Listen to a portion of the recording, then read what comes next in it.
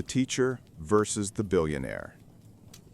I teach at a public school located right next to a trailer park that houses about 250 residents. Roughly 30% of my students live there. Recently, the park was sold for $16.8 million, and everything has gone downhill since. Last week, I got a call from the grandmother of one of my students. She was panicking. An eviction notice had been taped to her front door. The company that bought the park had told all residents to start paying rent through an online portal, but the portal didn't work. Wanting to stay on top of things, she brought in a physical check to pay in person, but the landlord never cashed it. Now she's terrified she'll be thrown out of her home and that her grandson, the boy she has custody of, will have to change schools. I looked over her lease and the eviction notice myself. What they did was completely illegal. The notice wasn't delivered by a sheriff, and her rental agreement wasn't on a month-to-month or lease-to-own basis. I called the sheriff's office to confirm, and the deputy told me the document was a termination of tenancy notice, not a lawful eviction. Curious, I traced the address listed on the notice. It led to a P.O. box in Delaware, 8 hours away. Today, our special education aides told me that every single parent of their students received the same notice on their doors. The new owner is clearly trying to force everyone out, demolish the trailer park, and replace it with high-end apartment buildings for profit. It's a beautiful time of year. Red and yellow leaves, pumpkin fields glowing in the sun, kids full of hope and kindness. Yet here we are, on a planet that could be a paradise, watching it turn into a nightmare because of the cruel systems people built, systems that put profit over humanity.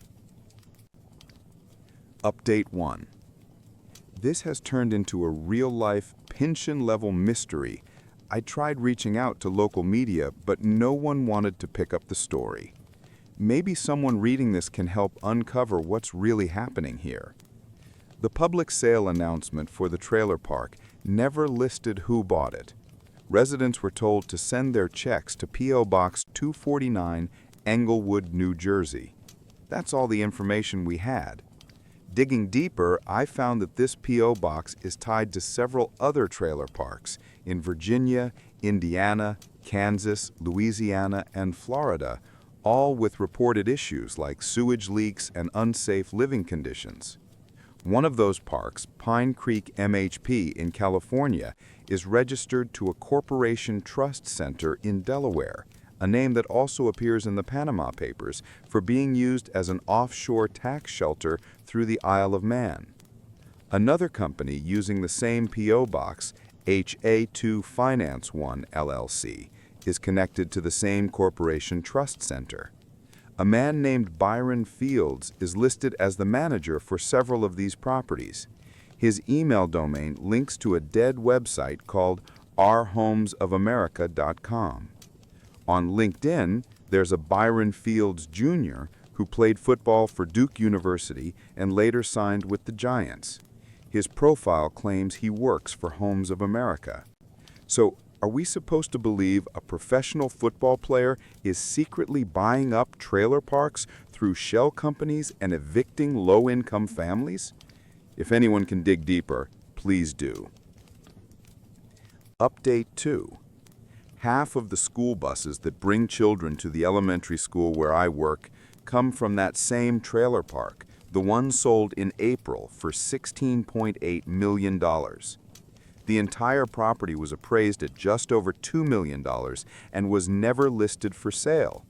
The buyer paid over $10 million for the land and another $6 million for structures, purchasing it directly from the family that had owned and managed it for decades. The buyer's name was hidden from public records. Since the sale, rent has skyrocketed, and now, just 6 months later, eviction notices are appearing on every door. Residents were told to make rent checks out to the old trailer park name, but with LLC added to the end, and to mail them to that same Englewood, New Jersey P.O. box, the one linked to the supposed Homes of America company. That P.O. box belongs to Byron Fields, the same professional football player listed on LinkedIn. Back in college, he interned at Walden, and now he's shown as the managing director of multiple trailer parks purchased by Homes for America. But here's the real story. Byron Fields didn't buy this park. After some digging, I found that the true buyer is Thomas Del Bose, an executive at Alden who acquired the property through a nonprofit front called Homes for America. He's also a top manager at Smith Management. Alden owns stakes in both my local newspaper and a larger regional one, which explains why neither of them is covering the story. The company also appears in the Panama Papers, known for hiding its money offshore. Among Alden's investors are the Knight Foundation, ironically a nonprofit that funds sustainable journalism, as well as Coca-Cola employee pension funds, SG Group, CalPERS, which is the California Public Employees Retirement System, and several Swiss financial institutions and charitable trusts. So, to sum it up, a billionaire hedge fund manager hiding behind a nonprofit and a former football player's name bought out the land where my students live and is now forcing them and their families out of their homes for profit. More than 236 employee pension funds from Digital First Media were invested in Alden, even though the company claimed it would withdraw those funds this year. How can hedge funds even operate through nonprofit organizations? They buy up newspapers, destroy them by cutting staff in half, and at the same time create nonprofits under the banner of sustainable journalism, all while investing the employees' pension savings from the papers they bought into their own hedge fund. When you have that much money, you can mercilessly buy everything in sight, squeeze out profit, and toss workers and tenants onto the street. We need to start jailing hedge fund managers and landlord speculators, nationalize the banking system, and guarantee Americans the right to housing. Honestly, it makes my blood boil how deeply financial elites exploit ordinary Americans. I believe my students feel like part of our school community, and an eviction would traumatize them and drive their parents even deeper into poverty. One third grader, nicknamed Little Tony, told me his dad now works every single day of the week trying to earn enough to cover the rising rent and delay their eviction. He's such a sweet kid, and he loves school. I don't want to see him just swept aside. Update 3. This update shows a photo of the author handing out flyers to residents, explaining who's responsible for everything happening. The main thing here is the mystery surrounding someone named Tom Del Bosca. Okay, this isn't the first time I've seen or heard that name, and every time I try to look him up, it leads to nothing. Every mention of Tom Del Bosca is tied to some public dealings, but it all goes nowhere.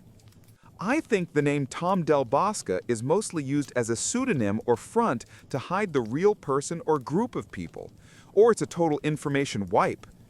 If you Google Tom Del Bosca, you'll just find random people from around the world.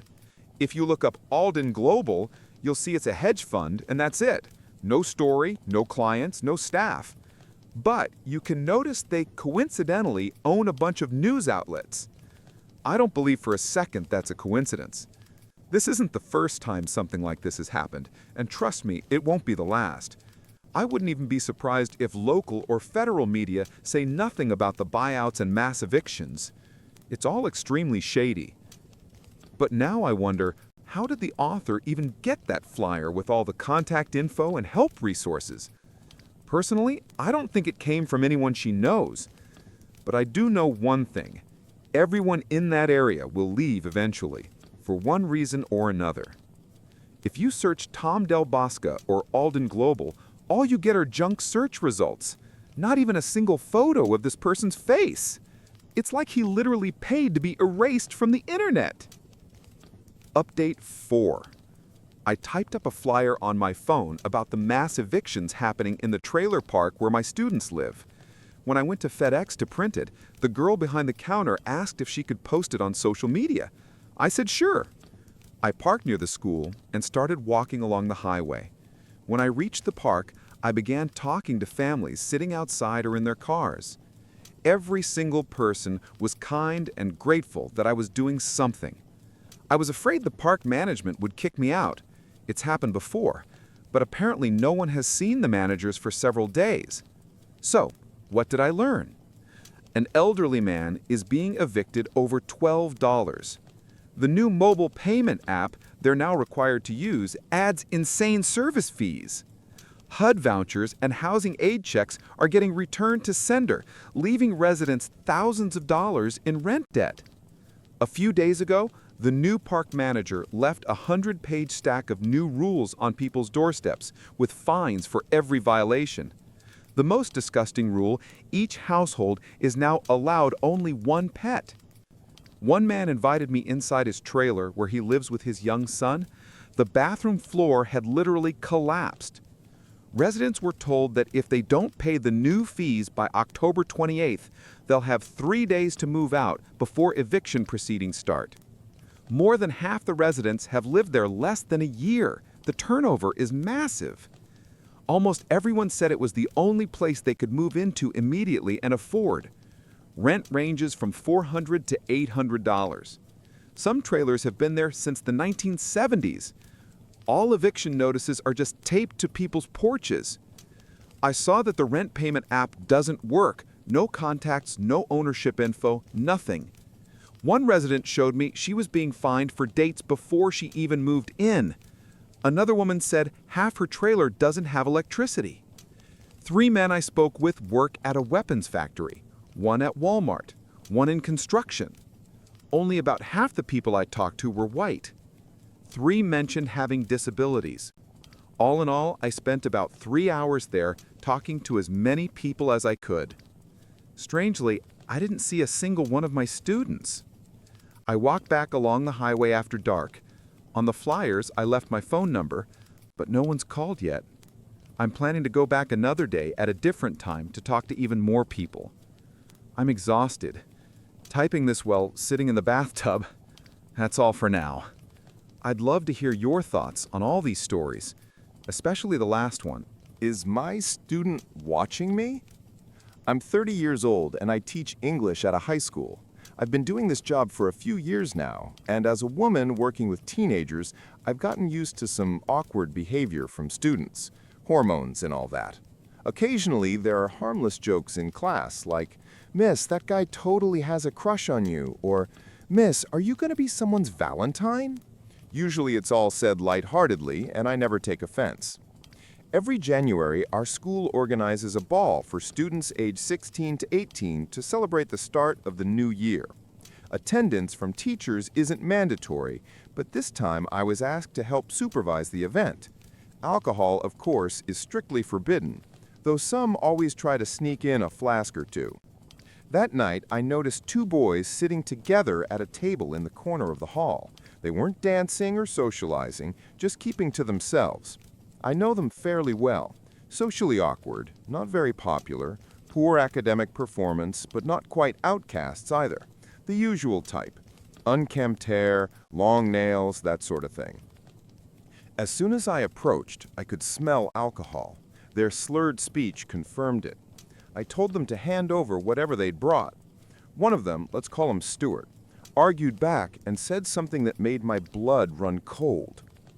"Come on, miss. Don't pretend you don't pour yourself a Bailey's when you get home, wearing that robe, watching your new TV. Give us a break."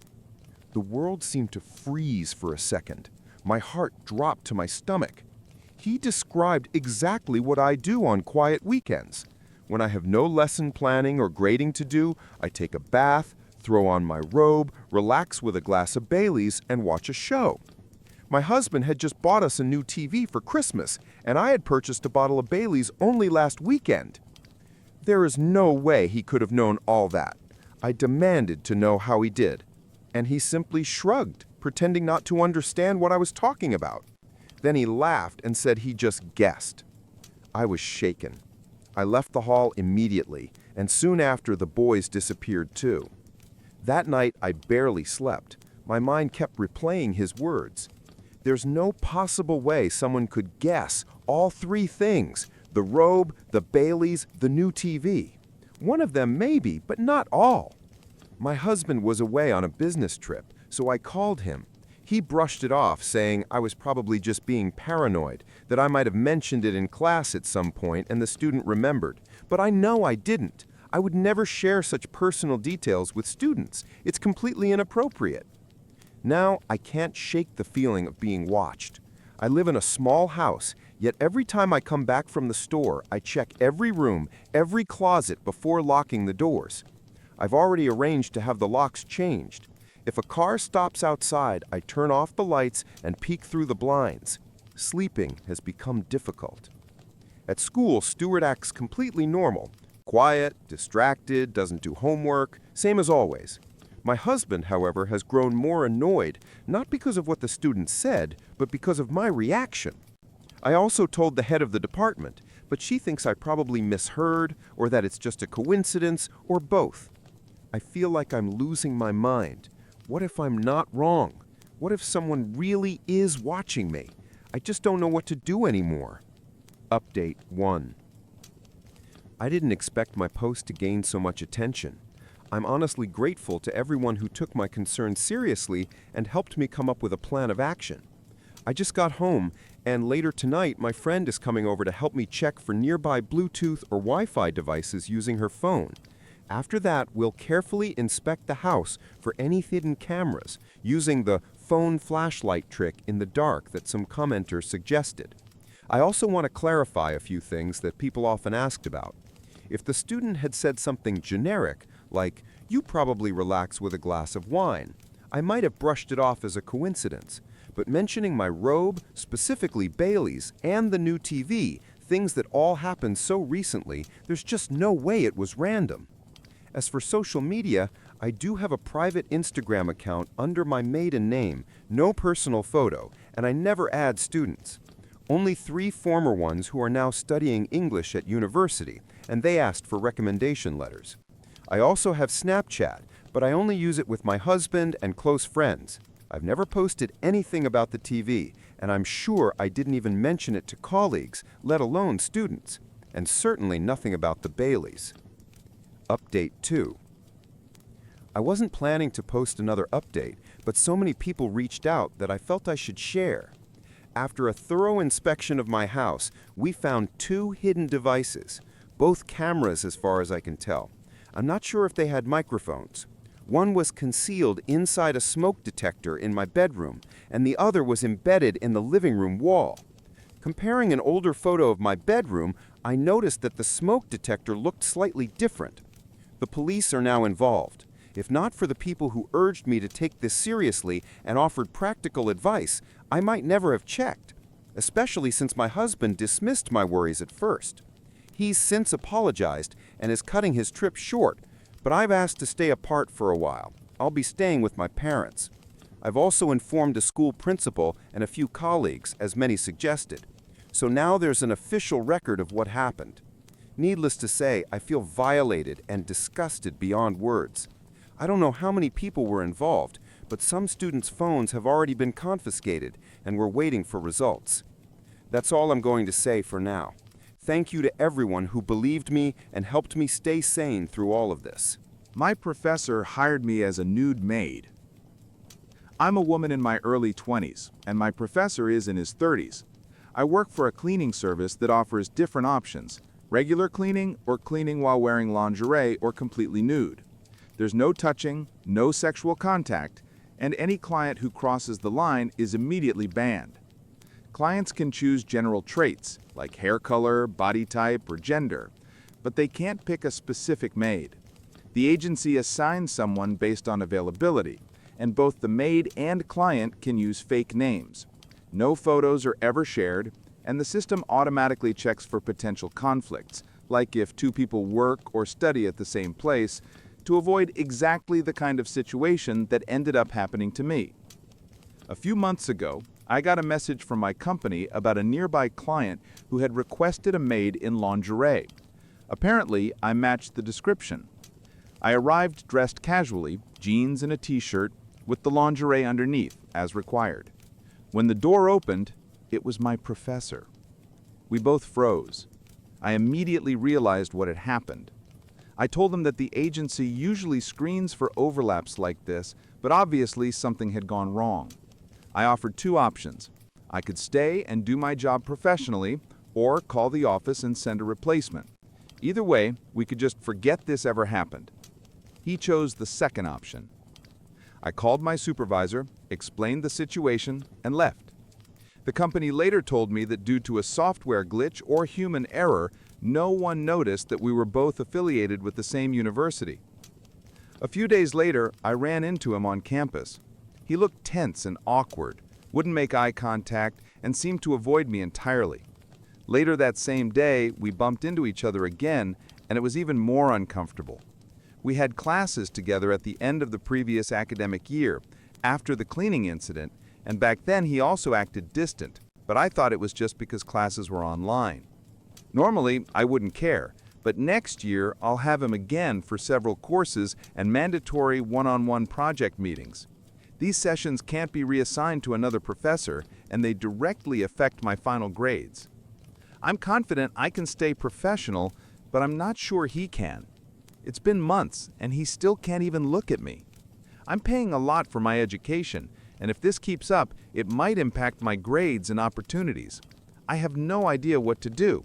I can't afford to let my academic record suffer, but confronting him might make things even worse.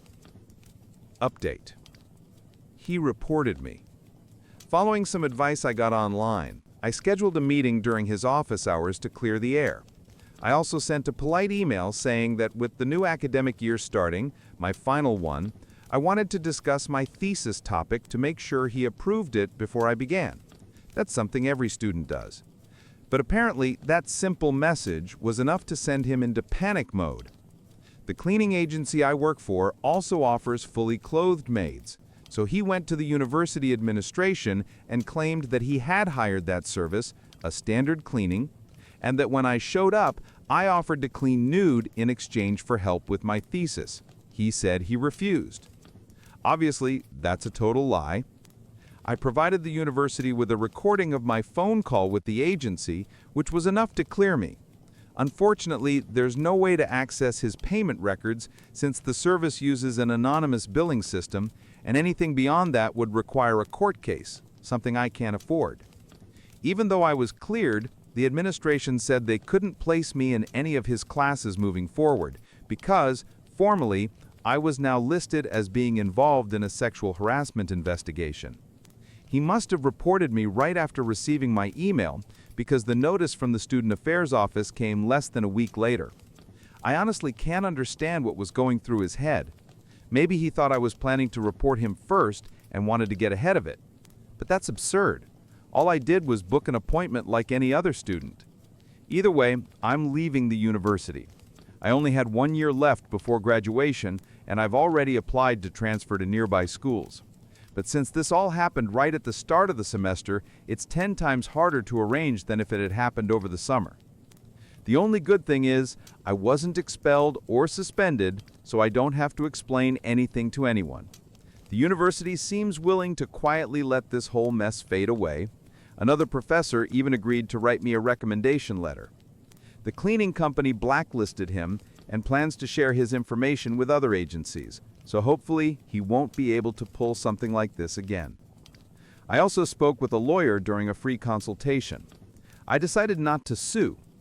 Best case scenario, if I somehow won, my name would be cleared, but my personal life would become public.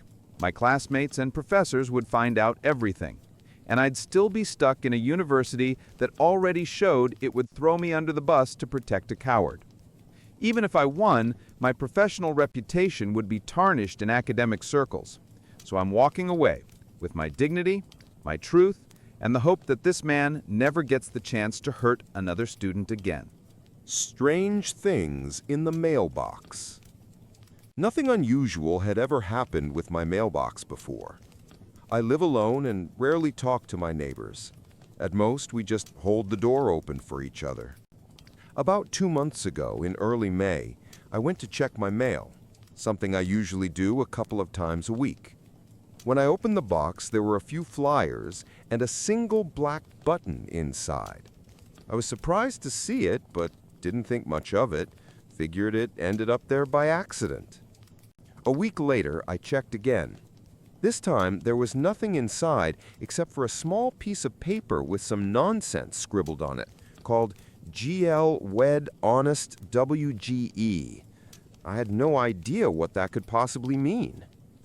For a while, nothing else happened, and I almost forgot about it. But at the end of June, when I went to get my mail again, I found a few screws inside. That's when I decided someone must be messing with me, just tossing random junk they found on the street into my mailbox. A few days later, another piece of paper appeared. This time, it had my full name written on it. That was the last straw. I went to talk to the building manager, and he said he'd look into it, though honestly, he didn't sound like he cared at all. Yesterday, I found something else, a note with a to-do list. Buy sweet potatoes, feed her, check the mailbox, be quiet, be quiet, be quiet. That was it. I packed a few things and went to stay with my girlfriend for a while. I also sent an email to the building management, hoping to get some answers. Does anyone have any idea what this could mean? Has anyone ever dealt with something like this? It all feels too bizarre and time-consuming to be a simple prank. Edit. I should have mentioned this earlier. The mailboxes can only be opened with a special key. They're all outside in a small shed. I don't know if someone could have picked the lock or slipped something through the slot. As of today, July 23, 2025, I've already contacted the police. When I came back from my girlfriend's place this morning, my apartment door was wide open, even though I'm absolutely sure I locked it. Inside, it was obvious someone had been there. My things, furniture, and papers on the desk looked disturbed, like someone had moved them and then tried to put everything back in place. I couldn't tell if anything was missing, but all my expensive stuff, my monitor, TV, and headphones were still there. I called the police immediately. 2 officers came to take a report. They advised me to stay with my girlfriend while they investigate and told the building manager about what happened. They said they'd probably call me tomorrow to go over everything again and try to figure out what's going on. I have no idea who could have broken into my apartment. I barely know anyone in this city and can't imagine who'd do something like that. But clearly someone has targeted me, and somehow they have access to both my mailbox and my apartment keys. I'm confident the building management will cooperate with the police and review the security footage. I'll update this post if I learn anything new. Thanks to everyone for your comments and attempts to help. Final update. Thank you all for the advice and support. With the help of the police, building management, and everyone who gave suggestions, we finally figured out what was going on. The management reviewed the security camera footage and identified the person who had been entering my apartment. It turned out that the previous tenant somehow kept an extra set of keys, both to the apartment and the mailbox. After management contacted the police, they tracked her down using the forwarding address she had left for her security deposit refund. She actually confessed to everything. It was indeed her who had been leaving the items in my mailbox. The police told me she suffers from serious mental health issues, and all those random notes and lists were the result of her illness. They also explained that she probably saw my name on the letters in the mailbox, which is how she learned who I was. The part that scared me the most was when the officer said she had entered my apartment several times, which means it's entirely possible she was there while I was asleep. That thought alone still gives me chills. I don't plan to post any more updates. I just want to move on and forget this whole thing as quickly as possible. Thank you to everyone who helped. I truly hope none of you ever have to go through something like this. They want us to follow a dress code at school? Nope. I'll wear whatever I want. A little background for context. I've never been a fan of dress codes just for the sake of having them. So when I got into a boarding school that didn't require uniforms, I was thrilled. Honestly, I don't even hate dress codes in principle. My problem is always with how people interpret them. For example, if the rules say socks should be black or blue, 99.9% of people will assume it means navy blue. I'm the kind of person who'll show up in sky blue socks just to prove a point. Not to make trouble, but simply to share a sly grin with the handful of people who think, well, it does just say blue. It's my way of reminding the bureaucrats who wrote the rules that they aren't as airtight as they think. As my husband likes to say, I've always been a bit of a pain in the neck. I enjoy showing that either or isn't the only option. I've always dressed boldly, loved unusual combinations of fabrics and colors, and if someone had encouraged me to learn sewing back then, I probably would have become a fashion designer. But boarding school is hardly a place full of vibrant creativity. Despite being spirited, I was never a troublemaker. My mom used to describe me as a polite, well-behaved kid who could bend rules into a pretzel without ever technically breaking them. She had to word her rules very carefully whenever she left me home alone, but she also had to be cautious not to give me new ideas in the process. If someone presented a rule as unbreakable, I just had to test it.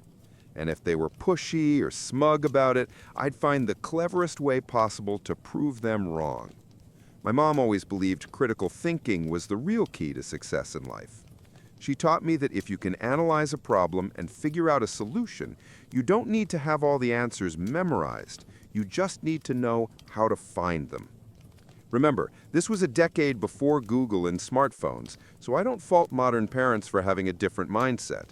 Still, I'd raise my own kids with the same philosophy if I had them. She raised me to believe success comes to people who don't just answer apple when someone asks what that round red thing on the table is. Instead, you pick it up, study its weight and texture, notice the sheen on its wax, memorize its smell, because you never know when someone will ask you to describe the underside of an apple when there isn't one around. And when you grow up thinking that way, turning school dress codes inside out becomes kind of fun. So here's the actual story. At my boarding school, we had 2 dress codes. The first was called the class dress code, and that basically meant we were expected to look like young professionals. Pretty standard stuff, skirts below fingertip length for girls, shirts and ties for boys, and all the usual details. The second set was for downtime, called city dress. That was when we hung out in the student lounge or went off campus. It was more relaxed, but still had enough restrictions to prevent the girls from wearing anything too revealing, or the boys from dressing like slobs in ripped clothes.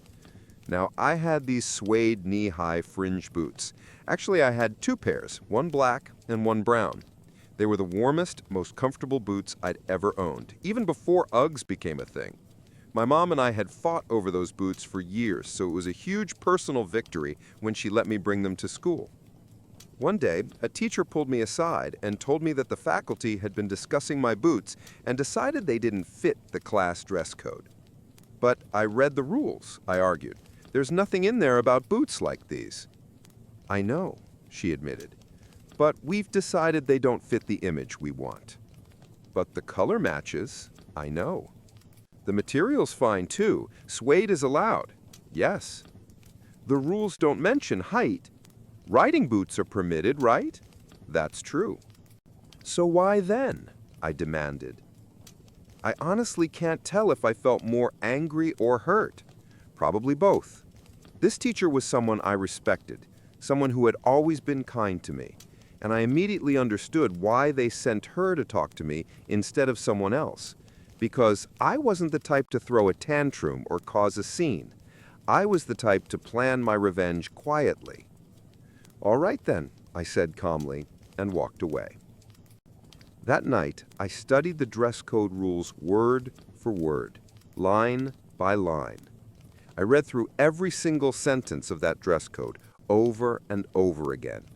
I even said the rules out loud, picked up every item of clothing listed, and examined it like I was some alien who only had this manual and a piece of fabric to figure out why humans wear these things. I had to admit, it was a strict code, but they made 2 big mistakes. First, nowhere did it say where each piece of clothing had to be worn, Second, there was no mention that you even had to look presentable. The rules only specified colors and lengths: skirts below fingertip length, socks above the ankle, sleeves covering elbows, and so on. Shoes had to be in muted tones: black, brown, or other earthy shades, like my fringe boots. But nowhere did it say you couldn't show up in, say, elf shoes. Of course, elf shoes wouldn't exactly scream professional, but still, loophole. I went to bed that night mad as hell, my head buzzing with mischievous ideas. I debated with myself for a long time whether I should even go through with it, but eventually I decided if I still felt the same way in the morning, I'd start phase 1.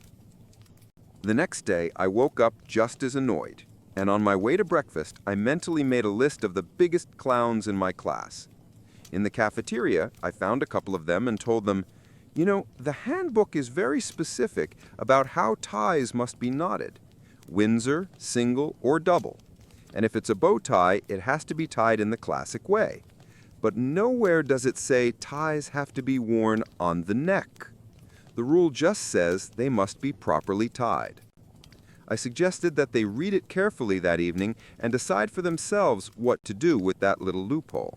The following day, ties were everywhere: on wrists, wrapped around glasses, tied across foreheads, looped around ankles, knees, thighs, even wrapped around fists like someone was stopping a nosebleed. If you could tie a Windsor knot on some body part, one of the boys in our school had done it. I was ridiculously proud of myself.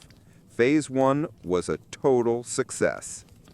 The teachers were irritated, of course, though plenty of students found it hilarious, until math class.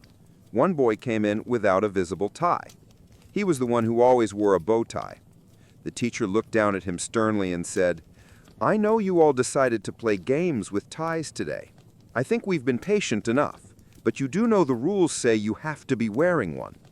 He grinned, looked her in the eye, and replied, "I am wearing one. You just can't see it." The room erupted in laughter. Maybe he did tie it around his ankle under his pants, or around his elbow under the blazer. Who knows? But to the rest of us, he instantly became the guy who wore his tie on his junk. By the end of the day, I was considered the legend who had found a loophole, and he was the legend who took it to, well, the most infamous possible place. The very next morning, the school email newsletter had an announcement. The rules had been updated. Ties must now be worn on the neck only. Fun times were officially over. But phase 2, oh, that was the real challenge. I'd been eyeing the most ridiculous pair of boots I'd ever seen at the mall. They were silver, with holographic rainbow circles all over, had a 5-centimeter platform, a 10-centimeter heel, and lace-up fronts that came just above the ankle. Utterly outrageous. I knew there was no way I could get away with them to class, but for city dress, I wanted them so badly. After 9 years of uniforms, I was finally starting to enjoy fashion. I'd been saving money for months and would sneak into that store whenever I could, just to look at them. For a while I tried to convince myself they were too expensive, but once they banned my favorite suede fringe boots, my desire for those wild rainbow boots only grew stronger. Eventually, I scraped together enough money. It felt like fate. That weekend, I practically skipped to the mall, grinning from ear to ear, only to find they were sold out in my size. I nearly burst into tears, but then, right next to them, I saw the same design in black patent leather. Until that moment, I'd dismissed the black pair as boring, especially compared to the silver ones. But here's the thing. Our dress code had an entire paragraph about patent leather shoes. They were allowed, but only if worn with pants. Why? Because of that absurd old belief that shiny shoes could reflect a girl's underwear if she wore a skirt. So my rainbow boots, absolutely banned. But their black patent leather sisters with silver accents, perfectly legal. Silver detailing was allowed, since shoelace eyelets could be made of metal. And the 5-centimeter platform and 10-centimeter heel? Also fine. There wasn't even a height restriction for heels in the dress code. I guess the school assumed no high school girl would willingly spend an entire day in stilettos. And unlike the shiny rainbow boots, their black patent leather version looked less like party footwear and more like ankle boots a pixie would wear. Funny thing is, I never would have even glanced at those black boots if it weren't for my newly discovered obsession with the dress code. The outfit started with these bright orange polyester pants covered in tiny gray-green amorphous specks, something that vaguely resembled a microscopic giraffe print. The green was barely visible. From a distance, it just looked like some random texture over the orange. The clash between the two colors was so aggressive that the pattern literally seemed to vibrate, making you dizzy and even a little nauseous if you stared too long. By sheer luck, I had also managed to grab an orange terry sweater in exactly the same shade. The result? From the waist up, I looked like a rejected Sesame Street character, while from the waist down, I resembled a disco-era misfit. Did I mention the pants were slightly flared? So on Monday, I walked into class looking like someone who'd been thrown off the set of Saturday Night Fever.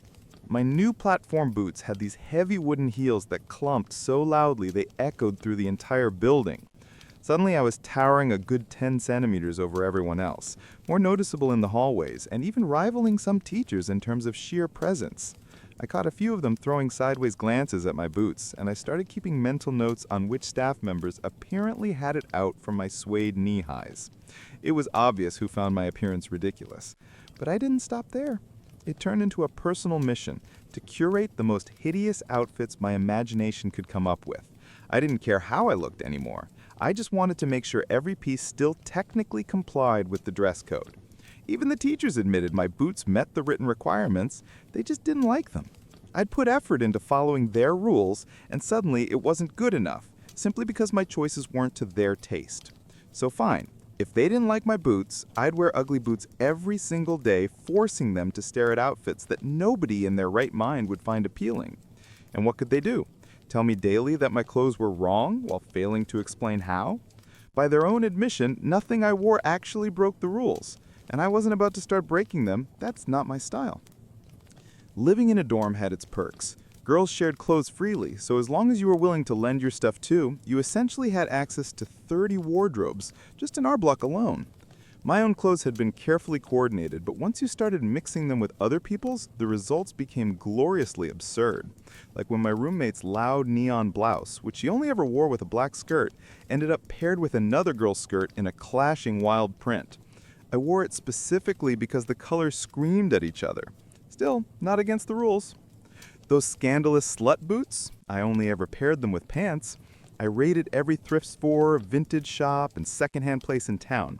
And since our city had no shortage of hippies, the selection was fantastic. I put together 3-piece suits with ties that made me look so boyish that at a parent-teacher meeting, one of the teachers actually asked my mom if I was... Apparently dressing badly meant you were automatically gay. I'd braid my bangs into a thin plait, clip a heavy earring to the end so it dangled, and then swing it back and forth over my desk, or book, but only during the lessons of the teachers I suspected of discriminating against my boots. Basically, I did everything I could to annoy them with my appearance. At that infamous parent-teacher conference, they asked my mom to talk to me about my clothes. She blinked and asked if I was breaking any rules. They explained the boot situation. My mom laughed and told them there was nothing they could do. If there's one thing her daughter hated, it was being punished for a rule she didn't know existed. Or worse, one that had never even been written down. If you want to make a new rule right now to stop her, go ahead, Mom said. By tomorrow, she won't be doing this anymore. I promise you won't see those boots again. But the way she'll see it, you've taken away something she liked for no good reason. That's punishment, whether you call it that or not. And when she feels punished unfairly, she punishes back. Simple as that. My advice? Drop it, and spend the summer rewriting your handbook. Otherwise, you'll burn through paper trying to keep up with all the loopholes she's going to find. My daughter lives for finding loopholes. Honestly, I regret giving her so many puzzle books when she was little. Hearing this, the teachers admitted the only real reason they were ignoring my new boots was this. When the teachers saw how I reacted to the suede boots ban, some of them honestly seemed afraid to imagine what I might show up in next if they tried to outlaw the second pair as well. But being the well-behaved student that I actually was, I never wore those suede boots again. And after that, no one ever gave me grief about my outfits. Well, except for one time when my skirt ended up way too short. That one wasn't even intentional. The following year, I didn't return to that school, but for completely unrelated reasons, so I never found out if they rewrote any of their rules. To this day, though, I've kept those black boots. They're still tucked away somewhere, and every time I stumble across them at the bottom of a box, I can't help but smile. I even held onto a t-shirt from that era. It is without exaggeration the single ugliest piece of clothing I own, but I just can't throw it out. Every time I see it in my closet, I start laughing, remembering the whole saga. Somewhere I've even got photos of me in that ridiculous fuzzy orange getup. If I ever dig them out, I'll definitely share them. Back then, I was having the time of my life breaking their so-called dress code, and it felt amazing. So, here's the takeaway. Whatever problems you're facing, try flipping them inside out. Look at them from a different angle, twist them around, play with them. You never know where the cracks might be hiding. And of course, this is also just another wonderful story about how amazing my mom was. She always had my back. Though if I'm honest, I suspect she was also quietly angry that the teachers hated our boots. Because if the school rules had been clearly written, she could have been wearing them all along. Instead, those awesome boots just sat gathering dust in my locker. I miss you, Mom. Edit. No, I didn't end up becoming a lawyer. Life just went in a different direction. These days I work for myself, building a business in a field I'm genuinely passionate about. I enjoy almost every minute of it. I'm happy, and I'm grateful that I get to love what I do. One last note. This whole story took place in the mid-90s. I nearly lost $900,000 during my divorce, but instead, I destroyed my cheating wife in court with shocking evidence. I work as an elementary school teacher, so my daily routine is very predictable. I have fixed hours at school, and every Tuesday we usually had staff meetings that ended around 6 p.m. That meant I normally got home by 7. My wife, Terry, whom I had been married to for over 30 years, would go to the gym every Tuesday evening. She always came back exhausted, so I usually prepared dinner while she showered and handled the house chores. But one day, my principal surprised us by canceling the meeting. It was only 3:30 p.m., and I thought it would be a great idea to head home early, cook dinner, and maybe catch up on some household tasks. Lately, I'd noticed Terry becoming more distant, and I hoped a candlelit dinner might help rekindle some spark between us. Our marriage had been strained by financial troubles, and I could feel her pulling away more and more. She wanted to control everything, and if things didn't go her way, she would become stubborn and irritable. I always thought of myself as patient, but it was starting to wear me down. When I got home, I noticed her car in the garage. That was strange, because she usually took the bus to the gym. I slipped in quietly through the back door. The first thing I saw was her purse sitting on the kitchen counter. Terry was always meticulous about where she placed her things, so this was odd. Then I noticed her workout clothes and a large towel on the floor. Just as confusion set in, I heard noises coming from upstairs. My first thought was that she might not be feeling well, so I cautiously started up the stairs. That's when I stumbled over a pair of men's shoes. Scattered on the steps were pants, a shirt, socks, and worst of all, Terry's lingerie, the kind she only wore for anniversaries or special nights. My blood ran cold. I froze on the stairs, heart pounding, stomach turning. For a moment, I thought I might faint. I sat down, trembling. Then anger began to boil inside me, an emotion I rarely allowed to take control. Years of teaching had given me patience, but this was beyond anything I could manage. I moved quietly toward the bedroom. To reach it, you had to pass through the walk-in closet. The door was cracked open just enough for me to see inside. And there it was, my wife, my partner of 3 decades, the mother of our children, betraying me in our own bed. I pulled out my phone and hit record. I knew I would need proof, not just for myself, but for the storm that was about to follow. Watching it unfold before my eyes was like living through a nightmare I couldn't wake up from. Terry, the woman who claimed to love me, who volunteered at charities, who acted like the perfect wife, was now just another liar. I couldn't watch anymore. I stopped recording, slipped out of the house, and just walked aimlessly. Eventually, I ended up in a park miles away. I sat on a bench, splashed some water on my face, and played the video back. The sound was low, so nearby kids wouldn't hear, but on that screen was the collapse of my marriage, my family, my entire life.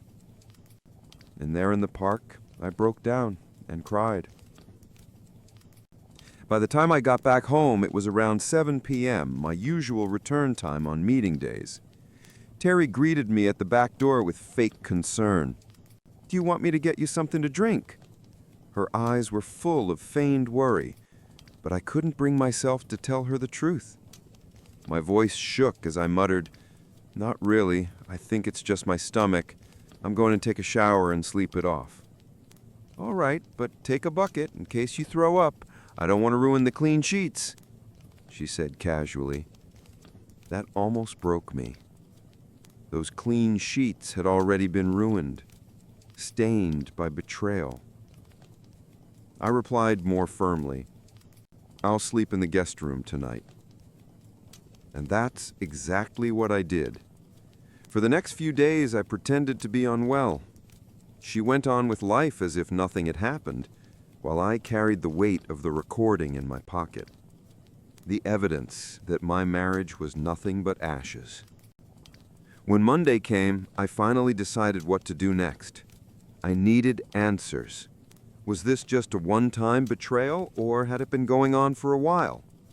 The next morning, I told the principal that I had to undergo an unexpected medical procedure and wouldn't be able to teach for a few days. A substitute was arranged, which gave me the freedom I needed. On Tuesday, I left home as usual, but parked several streets away, then walked back quietly, cutting through neighbors' yards. I knew all the back routes and moved carefully so no one would notice me. I slipped into our detached garage and changed into casual clothes and soft shoes to keep silent. Then came the waiting. I remembered that the last time I'd come home early, there hadn't been any strange cars parked outside. That meant her lover probably came on foot. I crouched behind the hedge and bushes near our front entrance, hidden but with a clear view of the door. Terry carried on her morning as if everything was normal. Washing dishes, starting the dishwasher, vacuuming, dusting. Around 11:30, she went upstairs. I heard the shower running, followed by the toilet flushing. After about 45 minutes, she came back down and left the front door slightly open, an unspoken invitation for her guest. It didn't take long. Around 12:30, he showed up. I didn't know who he was at first, but I managed to capture about 10 seconds of video on my phone. It showed his side profile and almost a clear shot of his face.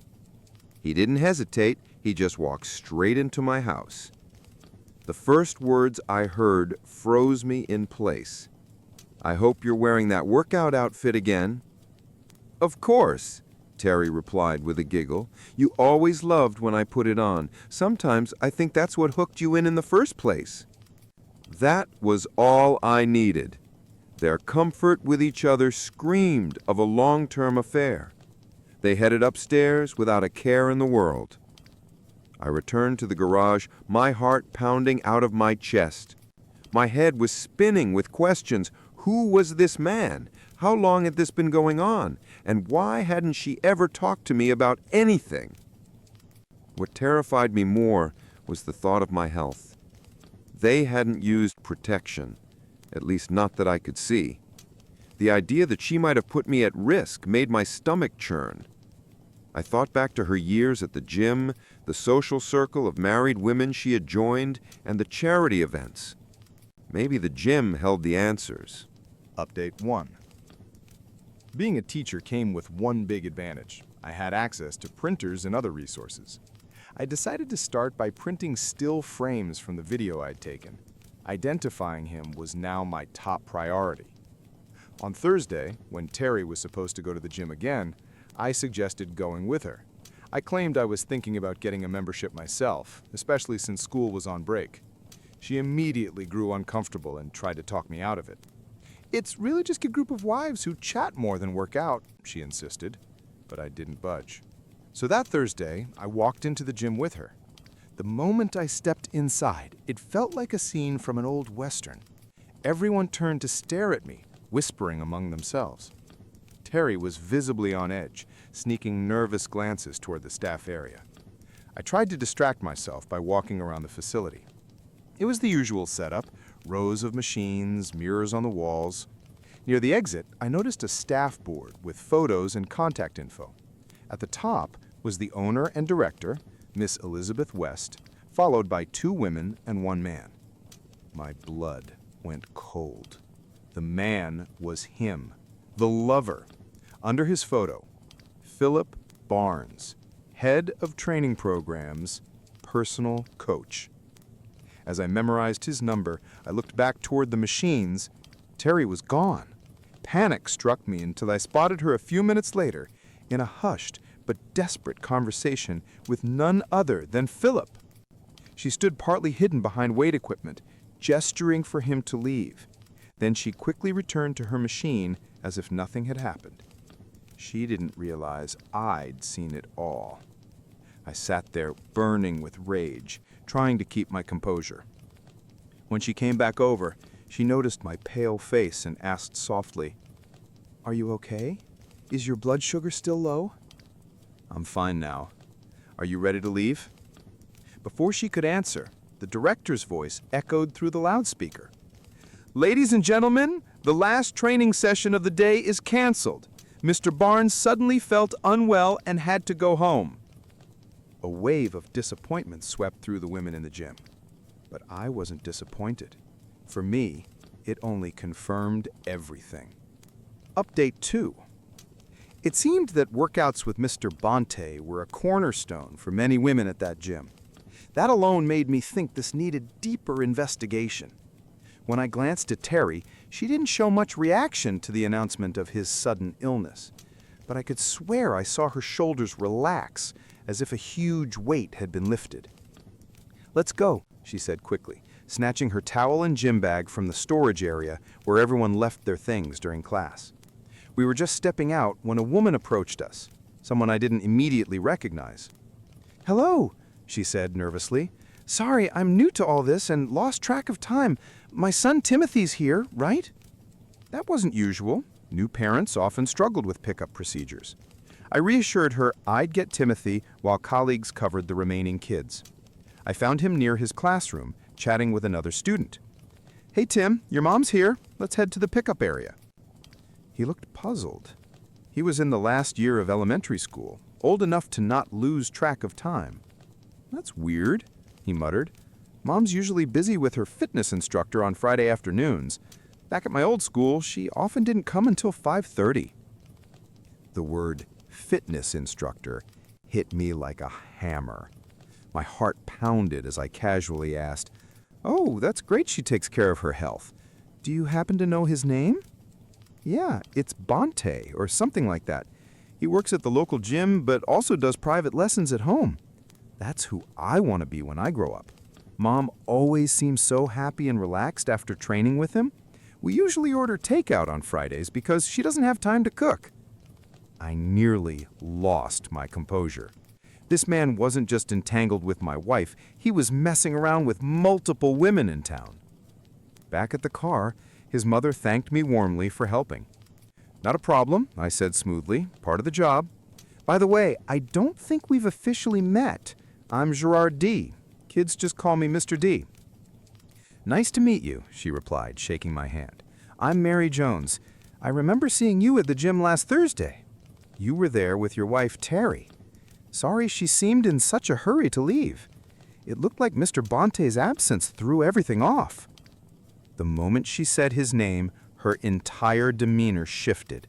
She paled, her hands trembled, and she stammered, Well, Mr. D, see you later," before practically fleeing the parking lot. That sealed it. Bonte wasn't just a trainer. He was a serial predator in our community. Update 3. It was time to think about my future. And in that vision, there was no Terry. Rage gave me clarity. I began reviewing all the small but crucial details of our shared life. The sort of things couples often overlook. Who pays which bills? Which insurance company do we use? When are utilities due? From which account do we make automatic payments? I discovered the mortgage had only a small balance left. My retirement account had grown to an impressive $900,000, thanks to mandatory contributions from our teachers' union. Our savings account, intended for an overseas vacation, held about $30,000. That trip was no longer on the table. My priority became draining it before Terry realized I knew about her betrayal. Quietly, I engineered a series of appliance breakdowns while she wasn't home. I'd unplug a cord, then claim a repairman had come to fix it, paying in cash. In reality, I pocketed the money and repaired it myself. Over time, I gathered nearly $20,000 this way. I also purchased tools and other necessities to prepare for what was coming. Update 4. I always paid cash for everything, showing the receipts to Terry, then secretly returning the items the next day. Dishonest? Absolutely. But honesty and trust had already been gutted from our marriage. Because of her actions, I was becoming a man I never thought I could be, a liar. Her Thursday daytime workouts with Bonte continued, and I no longer bothered even trying to initiate anything intimate with her. We coexisted like roommates. That was it. Quietly, I began boxing up my personal belongings, keeping them stored in the garage where Terry rarely went. Since her car usually sat outside, the garage was basically my territory, and she didn't notice my gradual disappearance. On the rare occasion she did ask about missing items, I told her they'd broken or that I didn't need them anymore.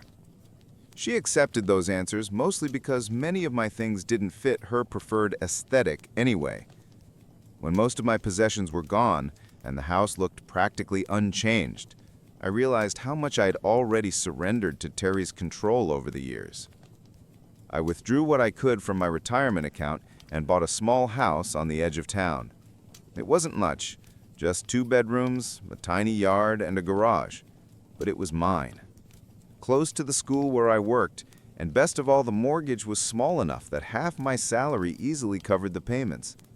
No mansion, no luxury, but solid. Amazing what you can find if you're willing to skip the glossy neighborhoods. I moved my belongings in piece by piece. Furniture wasn't a problem. Secondhand shops and donation centers were full of cheap finds. Honestly, the place reflected my own state. Used, but still standing. It was time for everyone to get what they deserved. One afternoon at school pickup, Mary Jones came over to me again. Her son Timothy was playing nearby, but I immediately noticed she looked shaken, as if she had been crying. As a teacher, you get trained to read those signs. "Mr. D, can I talk to you for a minute?" she asked, her voice wavering. "Of course. Just park over there and meet me at the benches." I always joked that those benches near the pickup zone were my office. She parked, then joined me, while Timothy kicked a ball around. She hesitated, then finally began. "I don't know how much you know about what's been happening at the gym." I kept my face steady. "I know Terry, my wife, enjoys it there. Says it keeps her in shape." She bit her lip, clearly wrestling with herself, then blurted, "There are things you need to know." I cut to the chase. "Does this have to do with Philip Bonte?" Her expression hardened instantly. "You have no idea just how much it has to do with that pig." "I can imagine. But go on." Tears welled in her eyes. "He targets women at the gym. Regulars. He watches, waits, and then pounces." I asked how she knew. She looked away, ashamed. "Because I was one of them. Until last month. We met every Friday at 12:30. Her voice faltered as though reliving it. She confessed how she had believed there could be a future with him, Divorced, lonely, missing intimacy, Bhante had filled a void, until suddenly another woman replaced her. He dropped her cold, with nothing but a half-hearted, "Sorry, can't anymore."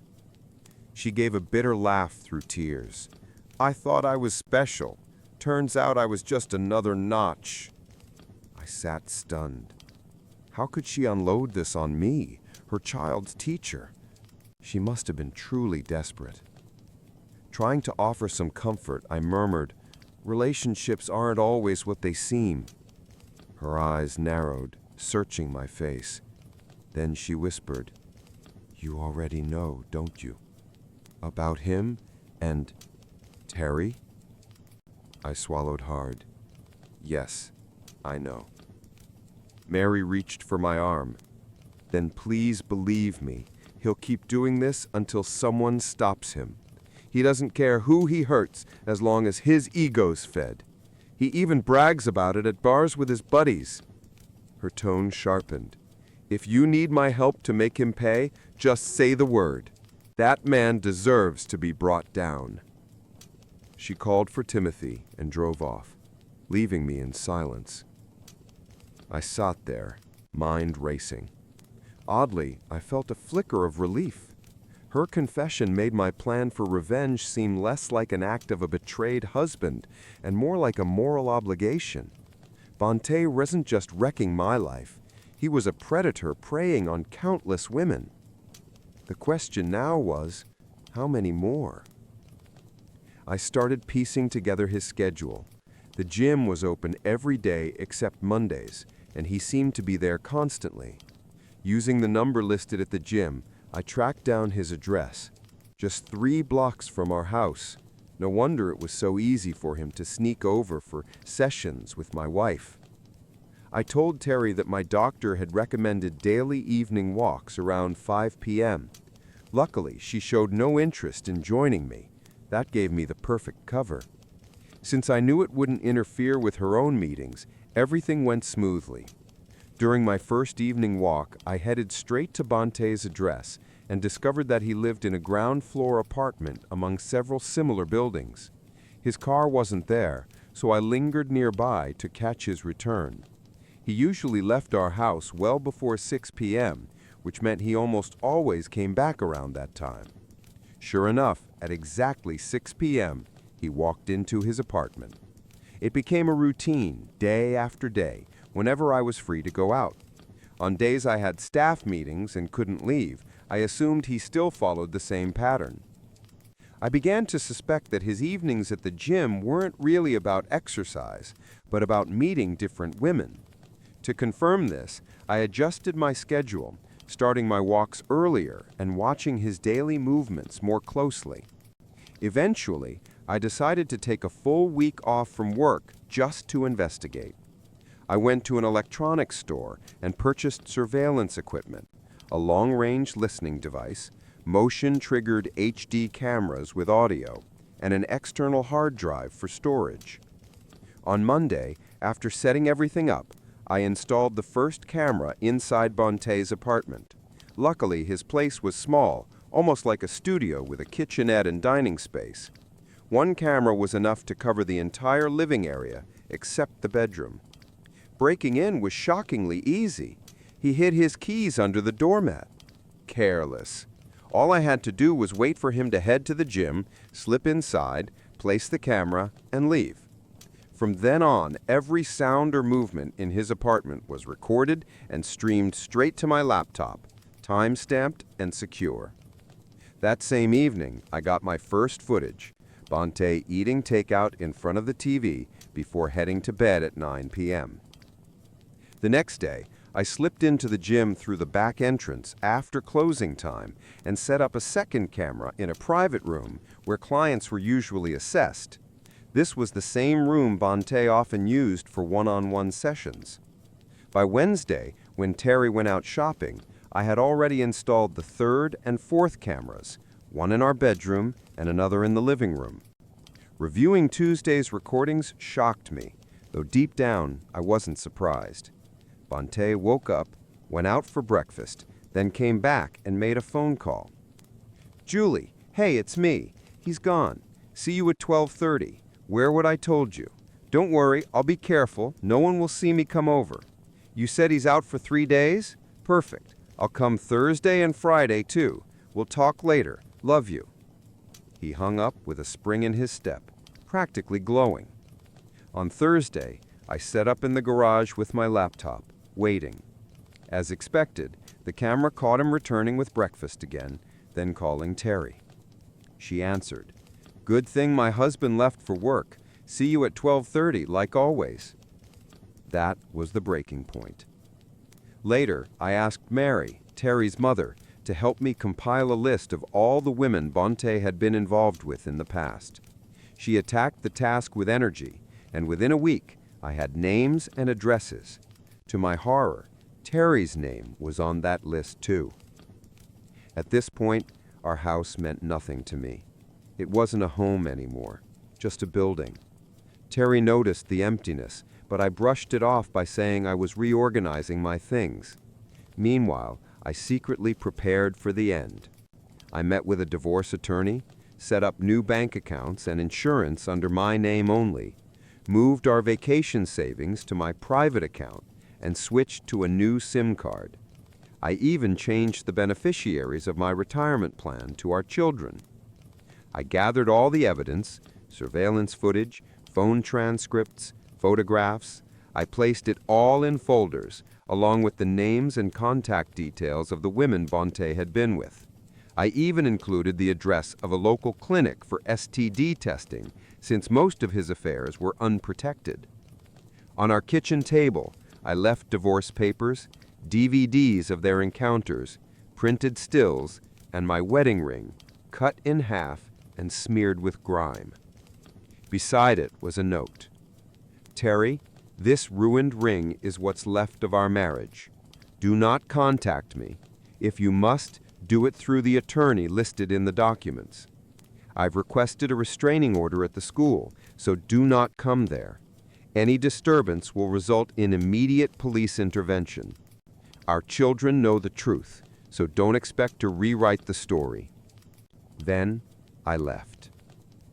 In the weeks that followed, everything fell apart for them. Word of the scandal spread quickly. The gym owner was forced to shut down and leave town. Bonte was later found beaten in an alley downtown. Divorce filings surged in our area, and several houses went up for sale. Terry came home that day, found my farewell package, and fainted on the spot.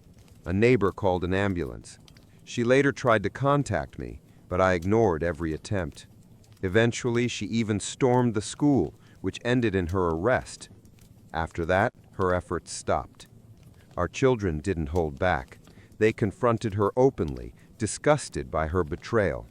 Thankfully, they had inherited stronger values from me, not her. The divorce went through, and financial matters were settled. Terry had to sell the house and move into a smaller place on the outskirts of town. By then, she was known around the community as the gym slut. Every time she went out, whispers and mocking glances followed.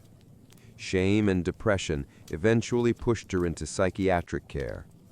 As for me, I kept teaching, rebuilt my life, and now live peacefully in my new home.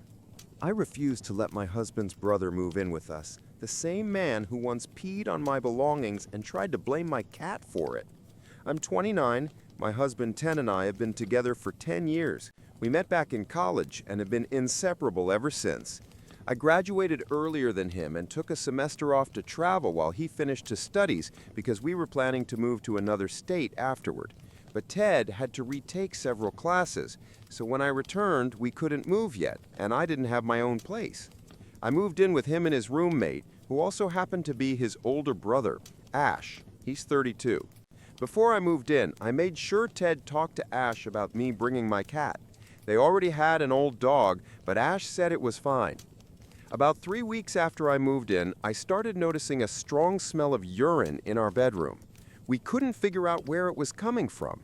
My cat is perfectly litter trained, so I knew it wasn't him. The dog couldn't go upstairs due to joint problems, so that wasn't possible either. Then I started finding clothes on the floor that smelled like pee. I asked Ted about it, but he said he had no clue. After 3 miserable months of this, someone was still peeing on my clothes twice a week. I asked Ash if he'd been bringing the dog upstairs, and he denied it. By that point, I was at my limit. I started keeping everything tidy, but I still found urine in my shoes, on pillows, and even decorative items. One day, after I completely broke down in tears, Ted suggested maybe my cat was marking territory, since the urine was only on my things and it was a new environment. But anyone who's ever had a cat knows that cat urine smells nothing like human urine. I knew it wasn't my cat. So I set up a hidden camera in our bedroom. I was paying rent, and Ted knew about the camera, so I figured it was the best way to find out what was really going on. And the footage showed Ash sneaking into our room and peeing on my stuff. When I saw the video, I packed my things and my cat and went to stay with a friend until Ted finished school. After that, we moved out. When the truth came out, I refused to talk to Ash. He disgusted me. Ted handled all communication with him. Since then, I've barely interacted with him. He was one of the groomsmen at our wedding, but we stay away from each other at family gatherings. During the pandemic, Ash lost his job and apartment. Now he's struggling financially and asked if he could stay with us. And honestly, I don't want him anywhere near me. The man was 25 when he did that, a fully grown adult. Now Ted's entire family is calling and texting me saying I'm heartless for leaving him homeless during a pandemic. But they weren't the ones whose clothes he peed on. I was. Maybe I'm being too harsh. Maybe I should let it go. But every time I think about it, I just can't. I know I'm right. I have every reason to not want him in my home. But even Ted is starting to say he can't just abandon his brother, especially since the job market here is better for his field. For context, yes, Ash went to therapy after the incident. His mom made him go. That's when we learned why he did it. Apparently, Ted and Ash had always been very close, and Ash saw me as a threat who was stealing his best friend, so he thought doing something that awful would drive us apart. Instead, it only made Ted stop talking to him completely for a long time. The therapist later suggested they make amends, and Ted's mom helped them reconnect, but it was agreed that I'd never have to speak to Ash again or let him into our home. As for the wedding, it was mostly for our parents. We would have been fine with a small ceremony, but since I was the first of my sisters to get married, my family wanted something big. All my sisters were bridesmaids, and all of Ted's brothers, including Ash, were groomsmen. I didn't have to talk to him or take pictures with him, so I didn't care. Why can't another family member take him in? Because we live on the East Coast, and the rest of the family is on the West Coast. Ted's job opportunities are much better here, so moving is not an option. I'm even trying to convince his brothers, there are 8 of them, to pitch in and help Ash stay over there. Ted's family has this forget and forget mentality. They overlook things I find appalling, like stealing cars, forging degrees, and misusing money. So of course they think Ash's behavior was a one-time mistake. Did he ever apologize? Only to Ted, never to me, and that still hurts. I even considered forgiving him, but I realized it would only open the door for him to come back into my life, and I can't risk that. Did he pay for the stuff he ruined? No. I didn't even know it was him at first. I just washed my things. After I saw the footage, I threw out everything that had been soiled, except for 2 pairs of shoes I still haven't replaced. Ted, bless him, is the best man I know. When this all happened, he was shocked and completely cut off his brother. Later, after their mom and the therapist pushed him to reconcile, they made peace, but Ted never once pressured me to forgive Ash or let him in. He told me it's okay if I never want to see his brother again. And honestly, I love Ted enough to tolerate Ash's presence only when absolutely necessary, like on holidays or big family events. But that's it. I will never live under the same roof as that man again. Update 1. Each part of this story was written at different times over the past few days. So, as many of you suggested, I showed the post to Ted. After reading the comments, he realized that he'd been wrong, not just toward me, but in how he'd let his family treat me. He apologized over and over, saying he should have done more back then, stood up for me, set boundaries, and demanded better behavior from his brother. He made it clear that Ash moving in with us was absolutely out of the question. Ted also reached out to people in his professional field to see if there were any job openings for Ash. One of his contacts happened to work at the same company where Ash had been employed, and here's what Ted found out. Ash hadn't been fired, he just left voluntarily. But his job was still open for him if he wanted to come back. Ted decided to drive over and talk to him in person while I was at work. We live a couple of hours away from Ash. For context, I work 2 jobs, one from 4 p.m. to midnight and another part-time during the day. Not because Ted can't support us, but because I actually like what I do and it keeps me busy and happy. But when Ted got to Ash's place, he found something that triggered a chain of events and revelations that honestly left me more sad than angry. Yeah, I know, people will probably call me spineless again, say I should be furious. But I'm just so tired. I just want to sleep. Still, I feel like I owe you all closure after so many of you reached out, whether kindly or harshly. This is the shorter version of what's happened since my first post. Let's start with Ted's brothers. There are 10 of them. Brother number 1, doctor, military background, wife, 3 kids. Brother number 2, surgeon, wife, 2 dogs, a bearded dragon. Brother number 3, engineer, engaged, 1 dog. Brother number 4, teacher and researcher, wife, 1 child. Brother number 5, works in IT, married. Brother number 6, doctor, single, open to meeting someone. Brother number 7, chef or businessman, wife, 1 child. Brother number 8, car salesman, wife, 3 kids, aquarium fish. Brother number 9, accountant, wife, 1 cat. Brother number 10, Ash. If I say wife X, I mean the wife of that brother, not that they have multiple wives. Anyway, Ted and I talked about everything you pointed out. He apologized, we cried together, promised to be better, and decided to see therapists separately. If both our therapists recommend couples therapy later, we'll do that too. Now, back to the situation. Ted's contact confirmed that Ash hadn't actually been fired, he just left. That made Ted furious, so he went to Ash's house to confront him. Ash wasn't home, but Ted had a spare key for emergencies, so he went in and waited. At one point, he needed to use the bathroom, but the guest one was locked, so he went into Ash's room to use his. That's when he found a situation. That's how he phrased it when he called me. Ted phoned me and said I should stay home, that he'd be back later because he had to involve his family and didn't want to burden me with more chaos. My stomach dropped, but I just said, please be careful and come home soon. 2 hours later, wife number 8 called me crying, asking if I was okay. I said I was fine, but hadn't heard from Ted, except for a vague message about a situation. She asked if I wanted to know what was going on. I said yes. She started apologizing and said that none of them had known the full story.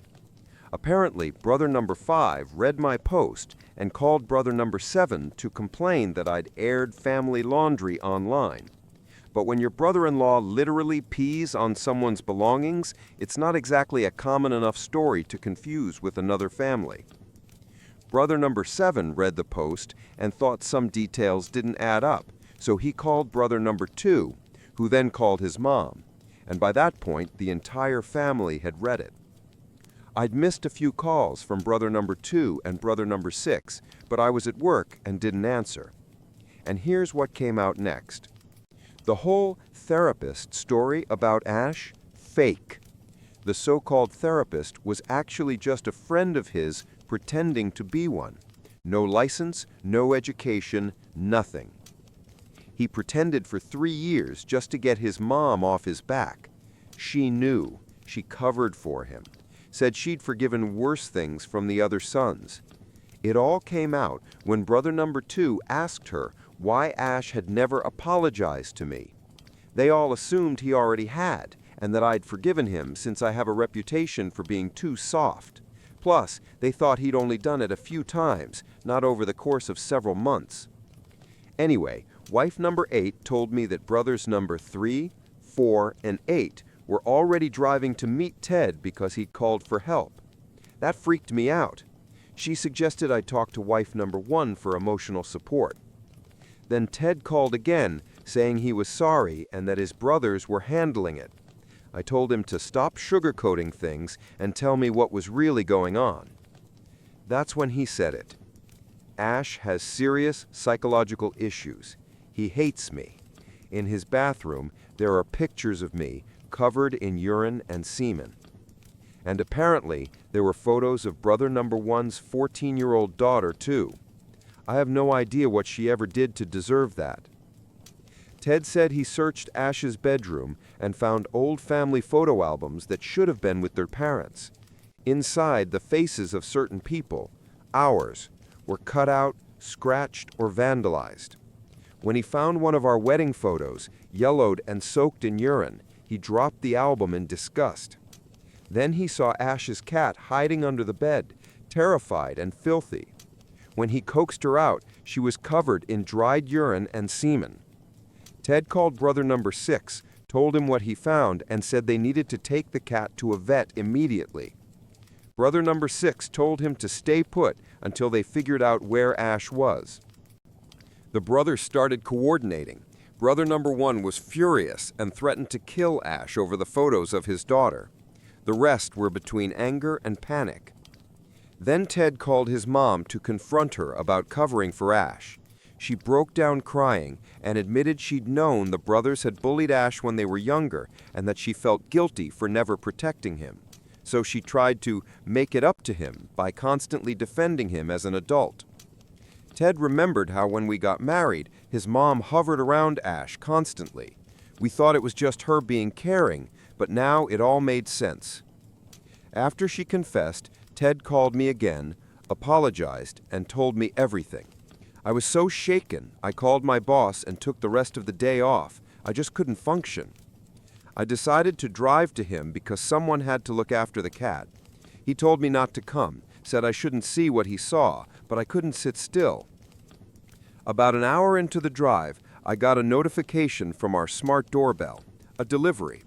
It was a bouquet of sunflowers, Ted's favorite flowers. I asked the delivery guy to read the card out loud. They were from Ash. The card said something like, "She set me up by airing our problems. Whatever happens next, it's her fault." I had to pull over and cry. I asked my neighbor to take the flowers, throw them away, and send Ted a photo for evidence. Then I drove to my sister's because I had no idea what else to do. I'm devastated. I loved this family. I thought they loved me back. Now I feel like I've lost them all. I'm terrified for my husband, and even for Ash, though he terrifies me. I don't know what's going to happen next. Ted's brothers eventually found Ash.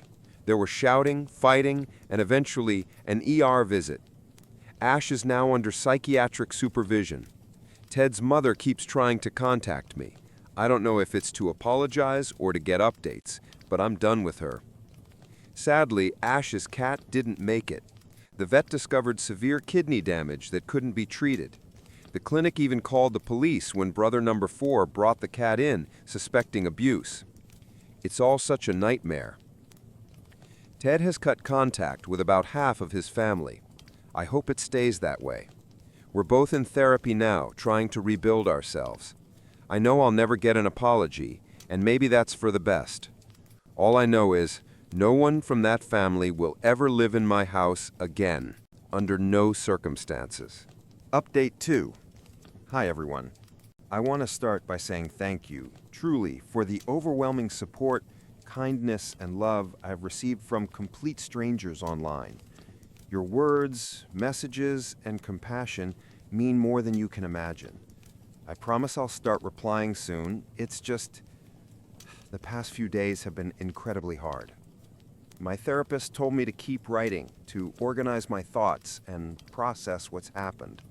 So since some of you are still following my story, I guess these posts have turned into a kind of journal for me. It's been almost 2 weeks since I opened Pandora's box, meaning since I refused to let my husband's brother move in with us. And you all know what happened after that. I'll forever be grateful to everyone who helped me see that some things need to be discussed, even if doing so turned my entire life into chaos. A lot of you asked similar questions, so I'll answer the main ones here. Right now, I barely speak to anyone except brother number 6. He's always been my favorite, the most kind-hearted and level-headed of them all.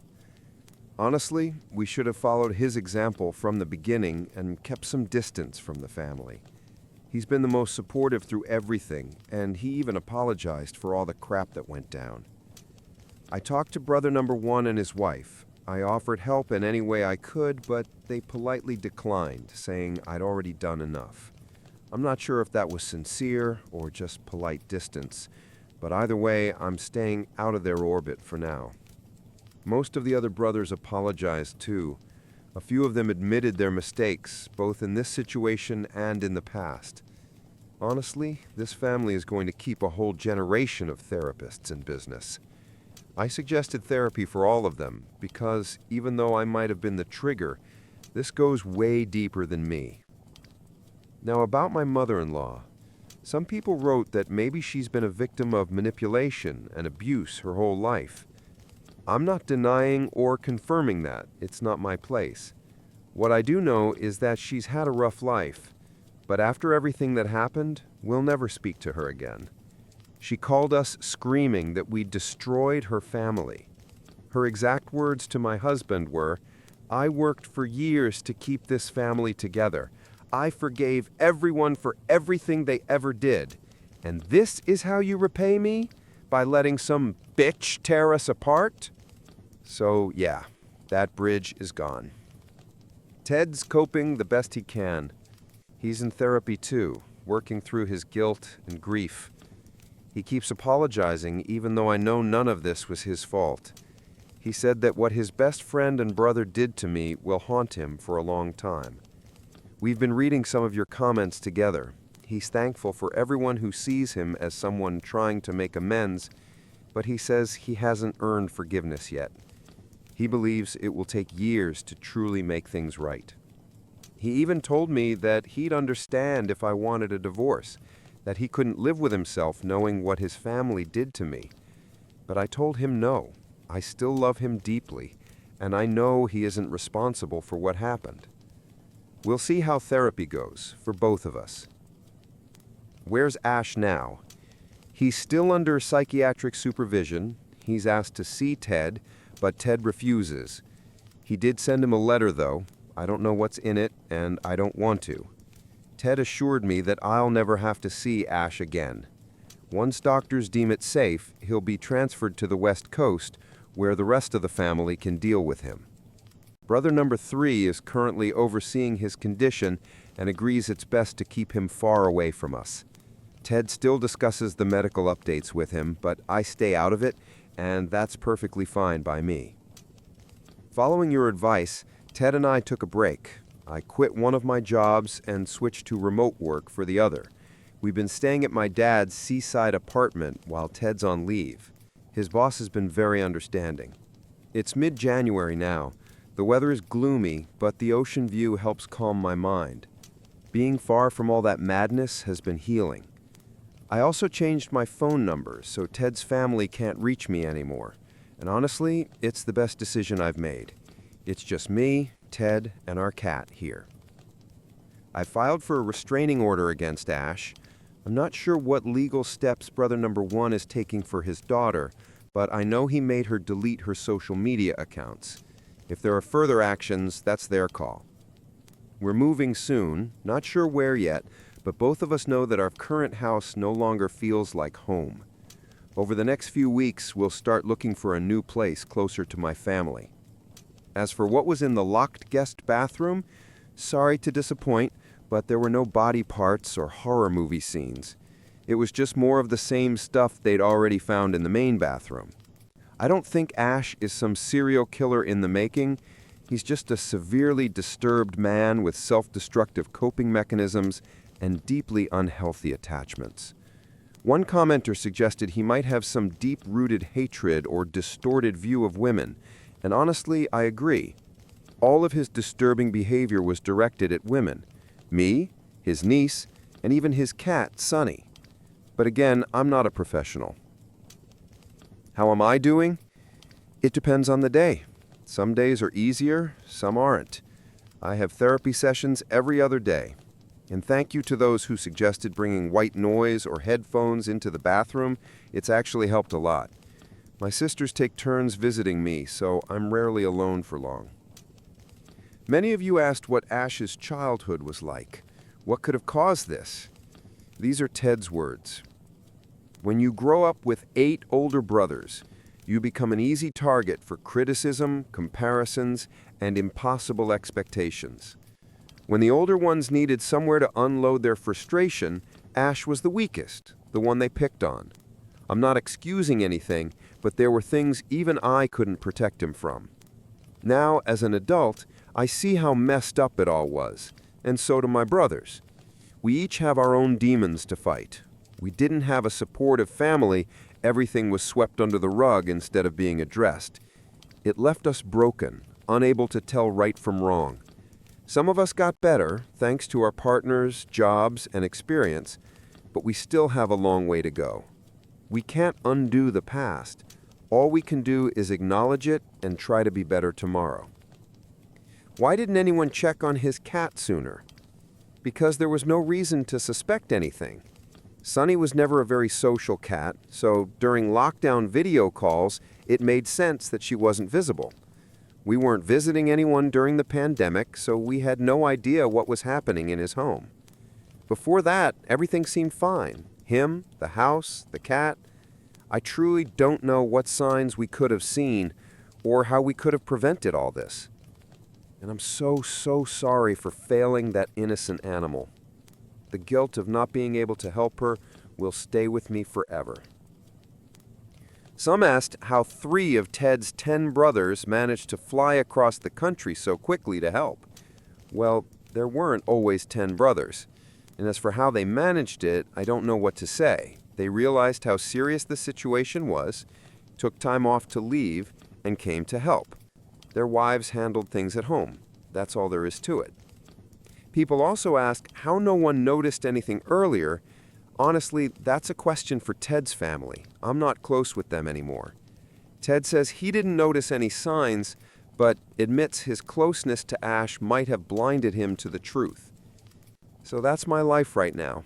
I'm tired, I'm sad, things still feel heavy, but I have a great therapist who keeps reminding me that I'm safe, that I'm okay, and that healing will take time. Sorry for the long update. And thank you, truly, for your kindness and for taking the time to read about my mess. Edit. I realize I caused confusion earlier. When I mentioned Ted having 10 brothers, I didn't mean there were only sons. It's not my story to fully tell, but from what I know, there were 3 sisters too. 2 died in childhood from health complications, which explains the big age gap between the older brothers and Ted and Ash. The 3rd sister's story is more complicated. She was born between brother number 4 and number 5. And yes, they had a lot of kids. They don't believe in contraception. Sorry again for the mix-up. Update 3. Hey everyone, it's been about 2 months since all this chaos started. During that time, I've gotten tons of messages and comments asking for an update, most of them kind and supportive. Of course, there were a few nasty ones too, but at this point, I've made peace with the fact that it's just part of internet culture. First off, sorry it took me so long to write this. I know many of you are curious about what's been happening with Ted's family, but I really needed time to process everything. Anyway, here's another miserable little piece of the puzzle so you can finally get some closure. So, Ted asked me to move out for a while. He's been struggling a lot emotionally and said my presence was only making things harder for him. He's drowning in guilt, and dealing with all those skeletons from his family's closet is too heavy for anyone. We're not officially divorced, but we're not looking for a new place together either. We're still in the process of selling our old house. Ted's living there, and I've been staying with my parents. I honestly don't know what will happen once the house is sold or what he really wants, but I promised to give him space. He did allow me to post this update, though, because despite some hateful messages, most of you have been incredibly kind and supportive. Now, as promised, here is the updated version of Ted's family tree, including the sisters. Brother number 1, doctor with a military background, married, 3 kids. Brother number 2, surgeon, married, has 2 dogs and a bearded dragon. Brother number 3, engineer, engaged, 1 dog. Brother number 4, teacher and researcher, married, 1 child. Sister number 1, deceased. Brother number 5, works in IT, married, not many details. Brother number 6, doctor, single, open to dating. Brother number 7, chef or businessman, married, 1 kid. Brother number 8, car salesman, married, 3 kids, and some fish. Sisters number 2 and 3, both deceased. Brother number 9, married, possibly divorced now, 1 cat. Brother number 10, Ash. Now, about the sisters. I only mentioned them this time because, well, the family story is already insane, and this just adds another layer. I didn't include them earlier because Ted never talks about them. For him, they've simply never existed.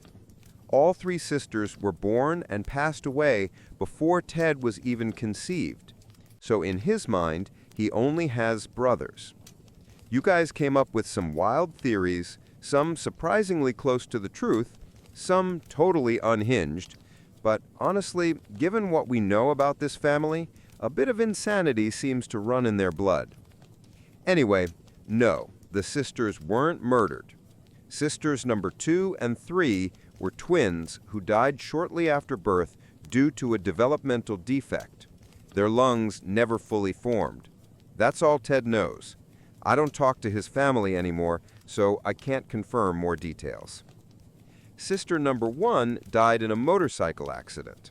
One of the brothers was driving, underage and drunk. I didn't mention this before because it wasn't my story to tell. It had nothing to do with my situation, and I still believe people deserve privacy, so I'm not saying which brother it was. Many of you also asked about the dark secrets Ted's mother supposedly forgave her sons for. I'll share only what's been openly discussed before. I won't name which brother did what, except for brother number 7, since I already told his story. So, here's what I know. Brothers 1 to 4 were the classic golden boys.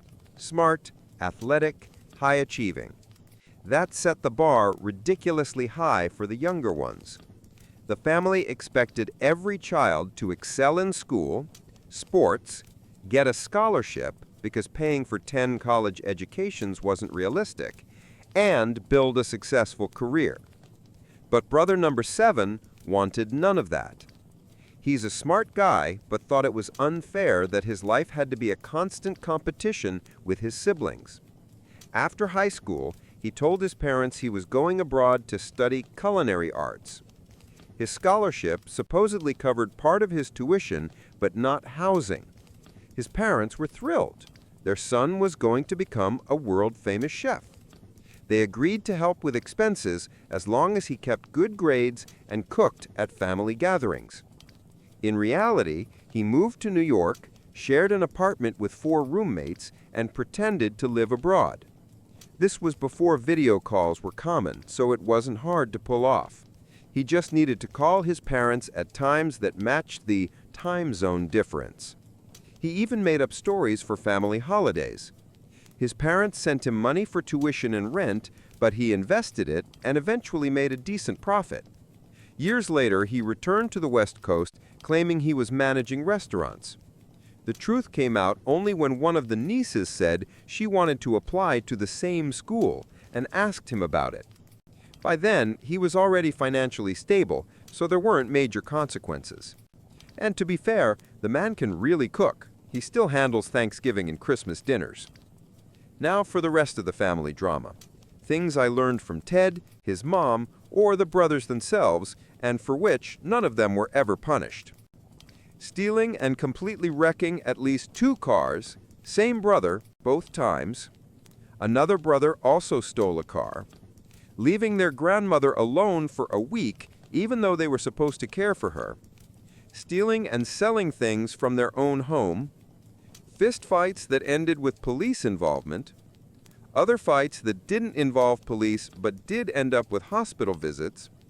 Skipping major school events, stealing trip money or pocketing class funds. Public nudity, indecent behavior, and urinating in public, apparently a family tradition. One stalking incident that ended with a restraining order. Frequent teenage drinking and underage drunk driving. As for their father, last time I saw him, he was in an urn on their mother's mantle, hopefully still there. In life, he was an awful, misogynistic, abusive husband and father. Somehow, though, he managed to act like a decent grandpa. And before anyone judges, why did you let the kids near him? That's not on me. I don't have children. Ted's siblings do. Ted's parents were, and his mother still is, very traditional. They only ever cared about appearances, the image of a perfect family with proud sons and beautiful daughters. I'm not excusing them, but losing their daughters really broke them and the whole family dynamic. As for why they had more kids after that, they desperately wanted another girl. They tried twice more, then couldn't have children anymore. I don't know if they would have kept trying or if the infertility made things worse emotionally.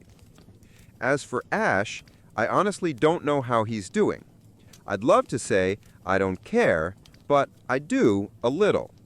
Therapy has made me more empathetic, and I can see that he's a sick person. I just hope he gets better. Far, far away from me. And that's pretty much everything I can tell you about Ted's family. Big shout out to brother number 6, though. He's been supportive throughout all of this. Still single, by the way, and made me promise to mention that. So, if anyone on the West Coast is looking for a kind, attractive doctor from an absolutely bonkers family, here's your chance. As for me, things are still rough. I had to quit my second job after already leaving the first one. So, yeah, I'm unemployed and living with my parents right now. But my dad says he doesn't care as long as I'm okay, and I love him for that. I'm still going to therapy. It's the one thing keeping me grounded these days. Update 4.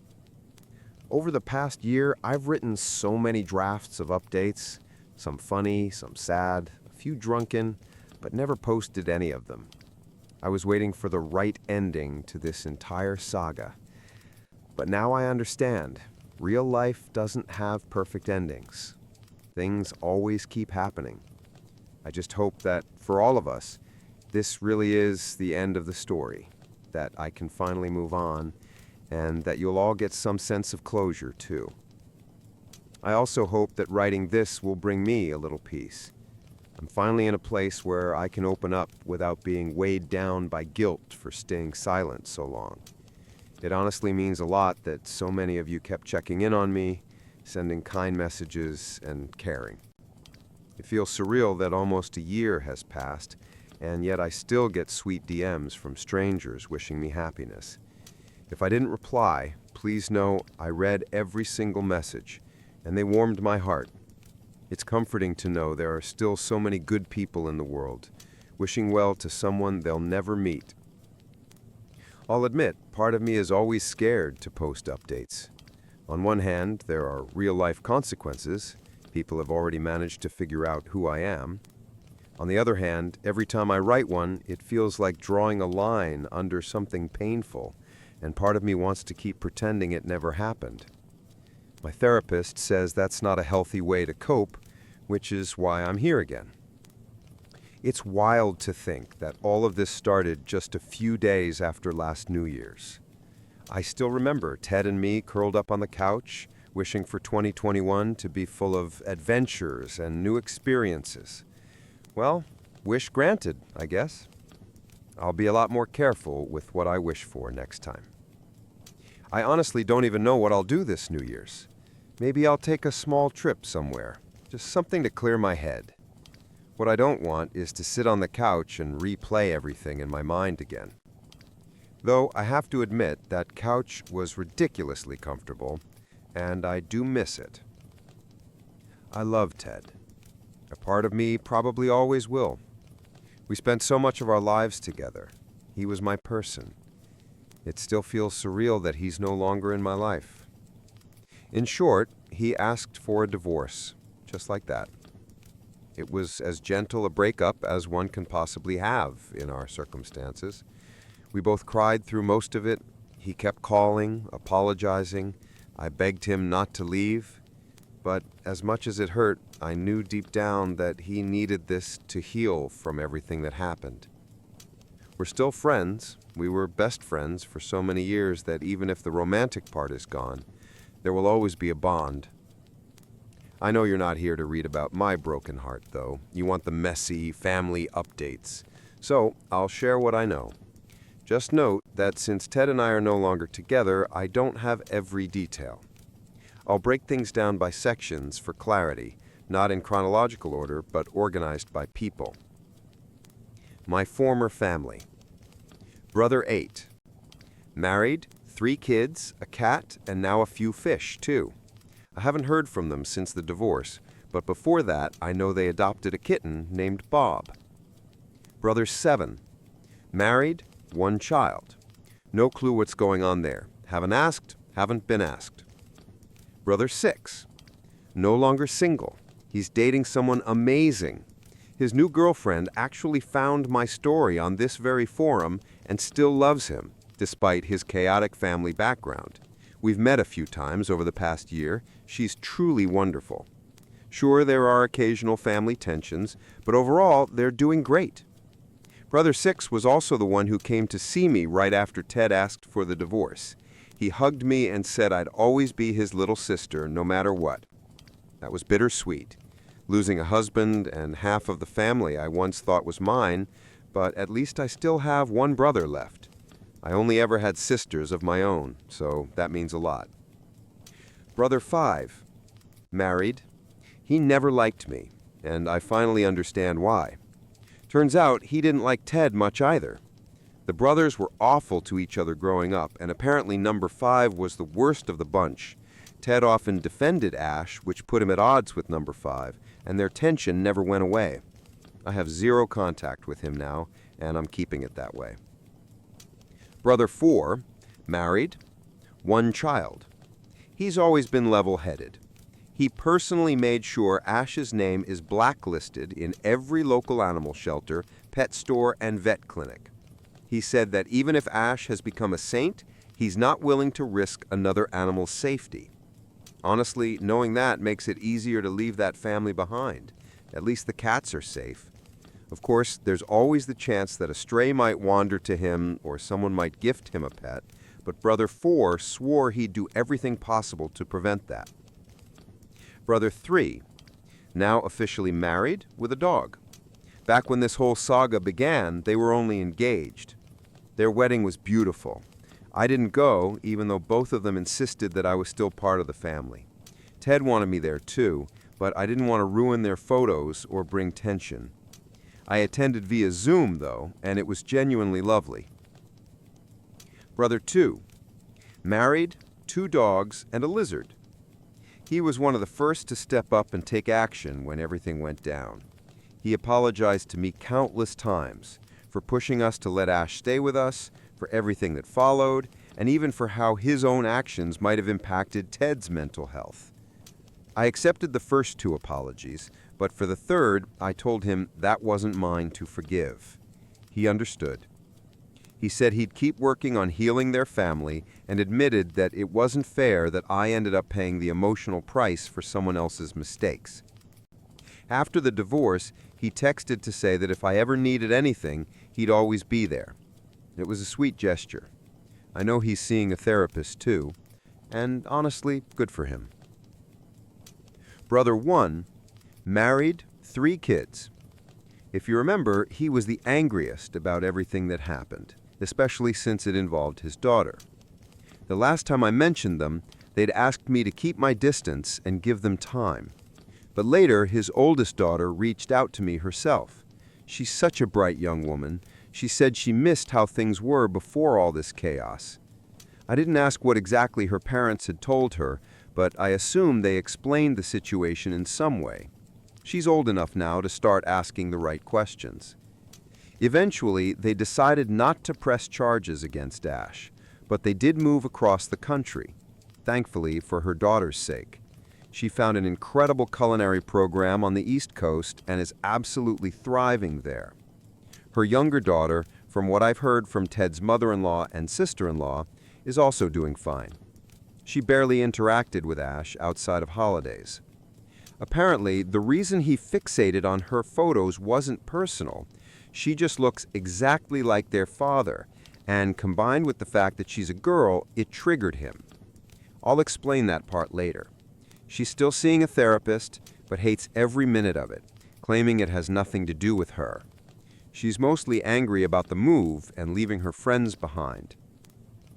Anyway, that family seems to be safe and rebuilding. They're slowly settling into life on the East Coast. The parents still keep their distance from me, which I completely understand.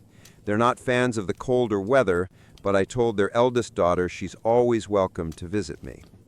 Brother 1's wife is kind enough to allow it. As for Brother 1 himself, we haven't spoken since. All communication goes through his wife and kids.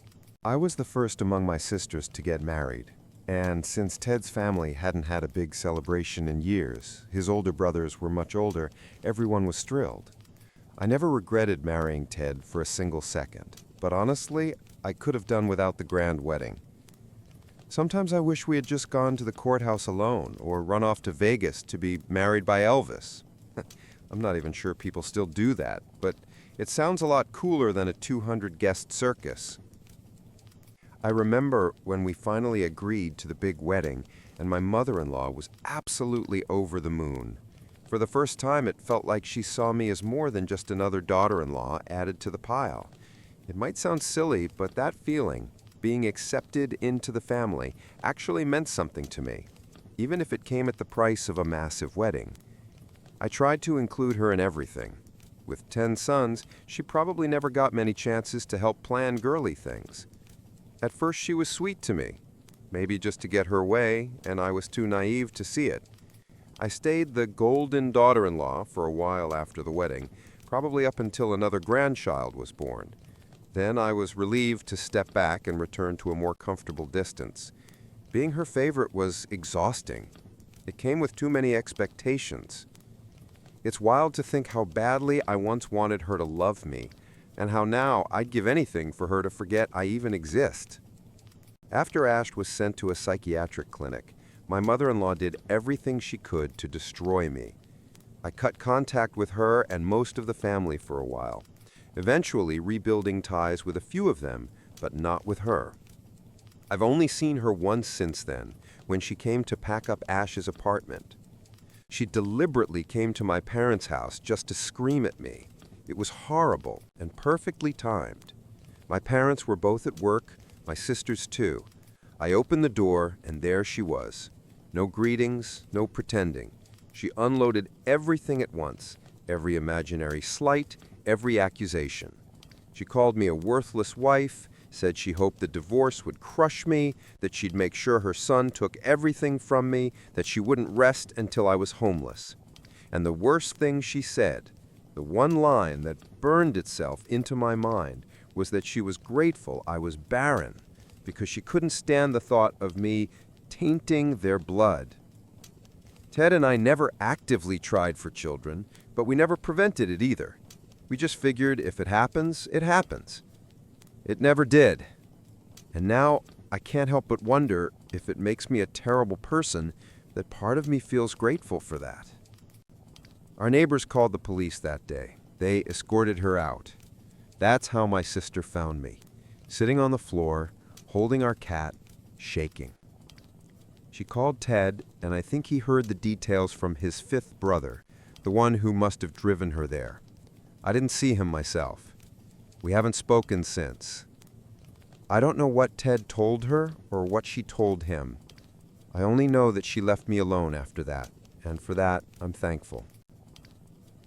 Ted is probably the most decent ex-husband in the universe. I could tell 1,000 stories about him. It's strange to be without him now, but I try to respect his choices. When he asked for a divorce, he said, "I can't be with you anymore. I'll never forgive myself for what I put you through. I don't want to keep exposing you to my family's madness." At the time, I was furious. He was making decisions for me without asking what I wanted. But after a lot of therapy, I realized he wasn't doing it for me at all. He was doing it for himself, to ease his guilt, or maybe to convince himself that ending things was some kind of mercy. Maybe being apart helped him pretend none of it happened. Or maybe he genuinely thought he was protecting me. But it hurt because I always saw us as a team, not me versus him, us, and his decision destroyed that team completely. Some days I wake up hating him. Other days I just stare at my phone debating whether to call. Sometimes I do, and he always answers, always kind, always calm, reminding me that he's still around. We sold the house, and of course he moved out. For a while he went to the West Coast to deal with family matters during the divorce, then came back. His work was here, and he loved it. I can't tell if I'm glad he's still in the same city or I hate him for ruining it. Every street, every cafe, every corner has memories of him. Maybe I'm the one who should leave and start fresh, somewhere no one knows my past. As for Ash, when he was first sent to a psychiatric facility after the fight with his brothers, numbers 3, 4, and 8, the same ones who came at the beginning to help, he stayed there for several weeks. He kept begging to see Ted, but Ted never went. He did, however, send him a letter. At first, I didn't want to know what it said, but later I asked. Ted told me he wrote, "Stop asking for visits, start focusing on yourself and your life, stop putting yourself above your own needs." A few weeks later, brother number 3 arranged for Ash to be transferred to the West Coast. I don't know whether they placed him in another facility or left him under family care. His mother, along with brothers 5 and 7, came to pack his things and move him officially. Afterward, Ash lived with his mother, and brother number 2 was put in charge of making sure he continued treatment, and I'm pretty sure he still does. When Ted went west to deal with family stuff, it was rough for him. He met with some of his brothers, maybe not all, but definitely the ones most involved. According to Ted, brother number 3 shared some insights from Ash's doctors. They said Ash had suffered a psychotic episode and remained in treatment afterward. I never heard the full diagnosis, but Ted said the therapists had gone deep into their childhood, their family dynamics, and especially how Ted's overprotectiveness had fostered an unhealthy attachment. When Ted told me all this, he sounded detached, like he was talking about strangers. Maybe that's how he copes. Many of you asked what could have happened to Ash to make him the way he was. Here's part of it. I won't say which brothers did what. You can fill in those blanks yourself, but yes, most of your guesses were disturbingly close to the truth. Beyond the usual bullying, beatings, humiliation, mockery, there were far worse things. They locked him in closets, stole his clothes, left him outside overnight, blocked all the bathrooms so he'd wet himself. They threatened him with weapons, abandoned him miles from home and made him walk back in any weather. They put him in diapers, tied him up, dragged him around on ATVs, poured water on him and left him freezing. They even sprinkled itching powder in his underwear. It's horrifying, isn't it? I know siblings fight, but this was beyond cruelty. What could he possibly have done to deserve that? It doesn't excuse what Ash later became, but it explains a lot, especially his deep resentment toward women. In his mind, women were weak, useless. His mother hadn't protected him, so how could any woman? And his brothers had kept him isolated from any girl who showed him interest. That's how his twisted attachment to Ted formed. Ted was the only one who ever defended him, and we all know how that ended. Now Ash is somewhere out west. I hope he stays there. I kept 2 pairs of shoes that Ash had ruined with his disgusting golden shower. Everything else I threw away. 1 pair was the first thing I ever bought with money from my first internship. They symbolized independence to me. Losing my job, my home, my peace, it all felt like those shoes had lost their meaning. But now as I rebuild my life piece by piece, new home, new job, small steps, I look at them differently. I haven't worn them since that day. But maybe someday I will again, when I finally feel whole. Happy holidays, everyone. I don't know what mine will look like this year, but I truly hope yours are filled with light and peace. Update 5. It's been a long time since I last came here. I'll try to keep this one short. Some people messaged me saying my updates were too long or that I took forever to get to the point. If that bothers you, feel free to skip this. My life isn't meant to be your entertainment. I'm only writing because I've received an incredible amount of kindness and support from people asking how I've been and wanting to know what's new. So if this seems too long, stop reading any time. My story won't change your life anyway, except maybe as something to pass the time. The last time I wrote was before the holidays, and honestly, my plans for them were pretty terrible. I swore I wouldn't sit around wallowing in self-pity, but guess how that went? Yeah, exactly that. I just didn't have the strength to celebrate. My family absolutely loves Christmas. The lights, the laughter, the chaos. I didn't want to bring my mood into it, so I told my dad I'd be spending the day with a friend who'd recently lost her husband. She actually went to visit his parents, and I stayed home with my cat watching movies. Ted called me on Christmas Day, and for the first time, I didn't answer with, "Are you proud of me?" I know a lot of people here will be happy about that. So many of you told me to cut all contact completely. But please understand, I couldn't just erase someone who had been my best friend for 10 years. Later, he texted to ask if I was okay. He said he saw some photos of my sister on Facebook and noticed I wasn't in any of them. I should probably ask my sisters to block him. He adores them, and they still care about him too. Before everything went downhill, Ted was honestly a wonderful person. Even now, he's trying his best. Maybe I'm biased, but he's not the monster people imagine. He's going through something deeply traumatic too. Facing the truth about what his family did isn't easy. I stared at his message for hours, trying to decide what to write back, and ended up not answering at all. I wasn't doing well, but he's still the one who knows me better than anyone. Our 10 years together weren't wasted. We didn't split because we stopped loving each other. We split because it was what we both needed. I had my family and all of you to lean on. Ted didn't. Some of his brothers hate him even more now. He lost his best friend, his little brother, his wife, and in a way, even his mother. It's easy to paint him as the villain, the one who hurt me. But you've only heard my side. He's still human. He made mistakes, but he's not evil. And I don't think he'll ever see our divorce as one of those mistakes. Eventually, I just replied something like, "Wasn't in the mood to celebrate, stayed home, Merry Christmas." He must have sensed something was wrong because he showed up. He knows the area where I live and the park I love walking in. He asked if we could meet, and I agreed. Yeah, I know, not exactly a boundary win, but baby steps, right? We talked for hours. I didn't realize he'd spent Christmas alone, too.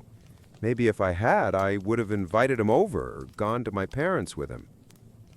Many of you insisted that cutting him off completely was the healthiest option, but I don't agree. Maybe I'll change my mind later, but right now, I think we still need each other a little. Every day I feel like I need him less, but that day I really did. and sometimes he still needs me too. I want to believe we can stay friends, though deep down I know that probably won't last. Someday he'll have a new partner, and I doubt she'll be thrilled about me. Or maybe we'll just drift apart naturally, or I'll finally get angry enough to hate him. But right now, he helps me in ways no one else can.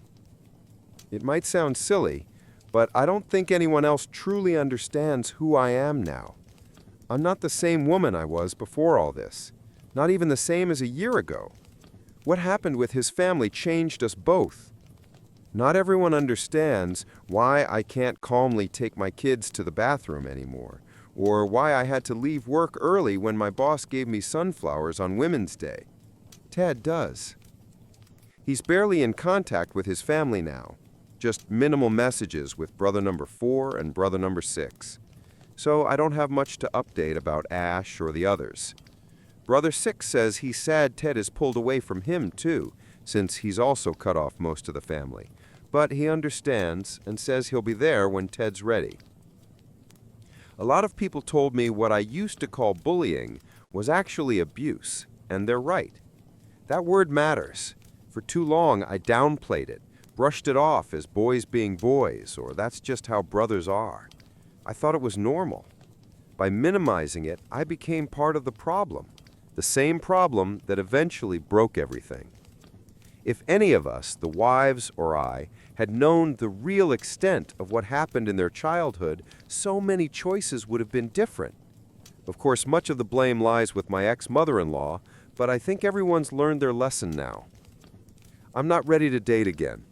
I need to learn how to be alone. Ted and I had been together since college. It's been so long that I'm not even sure I remember how to go on a first date anymore. But hey, that's what Google's for. Being alone took some getting used to. I don't even want to call it loneliness. Sometimes it's peaceful. You finish your book and the apartment is quiet. Not in a sad way, just calm. I've learned a lot. I realized how often I relied on others for things I could have done myself. I changed a tire for the first time, terrified because the blowout happened on the highway, but I did it. I learned plants have different needs after killing a few. Now I've got a little basil plant that's thriving. I discovered I actually don't like action movies. Too fast, too loud. I learned how to cook shrimp. Ted couldn't eat them because of his allergy, so I never made them before. Tip: don't forget to remove the vein. There are things I miss without him, though, like having someone to drive me to the ER when I sliced my hand cutting carrots. By the way, hospitals really should have valet service. Or sitting alone at the vet's office when my cat got sick. Or having no one to hold me on the anniversary of my childhood friend's death. Oh, and I absolutely hate mopping floors, but now that's my job. That's about it. I haven't seen Ted since Christmas, but we text occasionally and have had a couple of phone calls. We're learning how to be apart without completely cutting off the support we still give each other. We're both still healing. But now, for the first time, I can honestly say, I see the light. Before, I was just existing day by day. His birthday is coming up soon. I don't think I'll go, but I'll make sure friends check on him so he's not alone. I think this is the right moment for a final update, a quiet ending with a bit of hope for the future. Though, who knows? Maybe one day I'll surprise you with another post titled, "Another Year Later." For now, I can finally say, it's going to be okay. Update 6. Hello, dear readers. How are you all doing? Almost a full year has flown by. We've all grown a little older, and hopefully a little wiser, too. It still amazes me that after all this time, there are people who continue to follow my story, sending kind words and thoughtful messages. For my haters and those who don't enjoy my long monologues, here's your short version. I bought a robot mop, my basil plant died, life seemed to finally get better, my ex-husband tried to hurt himself, and now I'm back living with my parents. Following some advice from commenters, I first bought a steam mop. It helped, sure, but I still had to deal with wet floors, and stepping into damp socks has always been one of my biggest annoyances. Then, following other advice, I got a robot mop. I already had a robot vacuum, but had no idea mopping versions even existed. It's perfect. I love it. I set it up before leaving the house, and when I come back, everything's clean and dry. Best feeling ever. My poor little basil plant didn't make it. Totally my fault. I moved it from the kitchen to get more sunlight, and it just couldn't handle the change. I used the last leaves in a pasta salad. Arugula, cherry tomatoes, mozzarella balls, olive oil, salt, and basil. Simple and delicious. Someone gave me miniature roses afterward. I killed those too within a couple of months and finally accepted that living plants and I are not compatible. Life sucks, and then you die. One of my sisters always loved that saying. She sees it as a reminder not to dwell on the bad because life is short. But to me, right now, it sounds painfully literal. I went on a date recently. A friend introduced me to one of his coworkers. It was awkward. I couldn't tell if I'd always been that socially clumsy, or if first dates are just meant to be weird, or if we simply didn't click. The whole dinner, I had this overwhelming fight or flight feeling. He was nice, though. Maybe dinner was too formal. People probably do coffee dates these days, and that might have been easier. Or maybe I'm just not ready yet. My new job, well, not so new anymore, is wonderful. My boss no longer gives me flowers. I'm not sure if he figured it out himself or someone told him about last year, but when everyone else gets bouquets, I get lamps. Sounds odd, but I love lamps and anything that glows.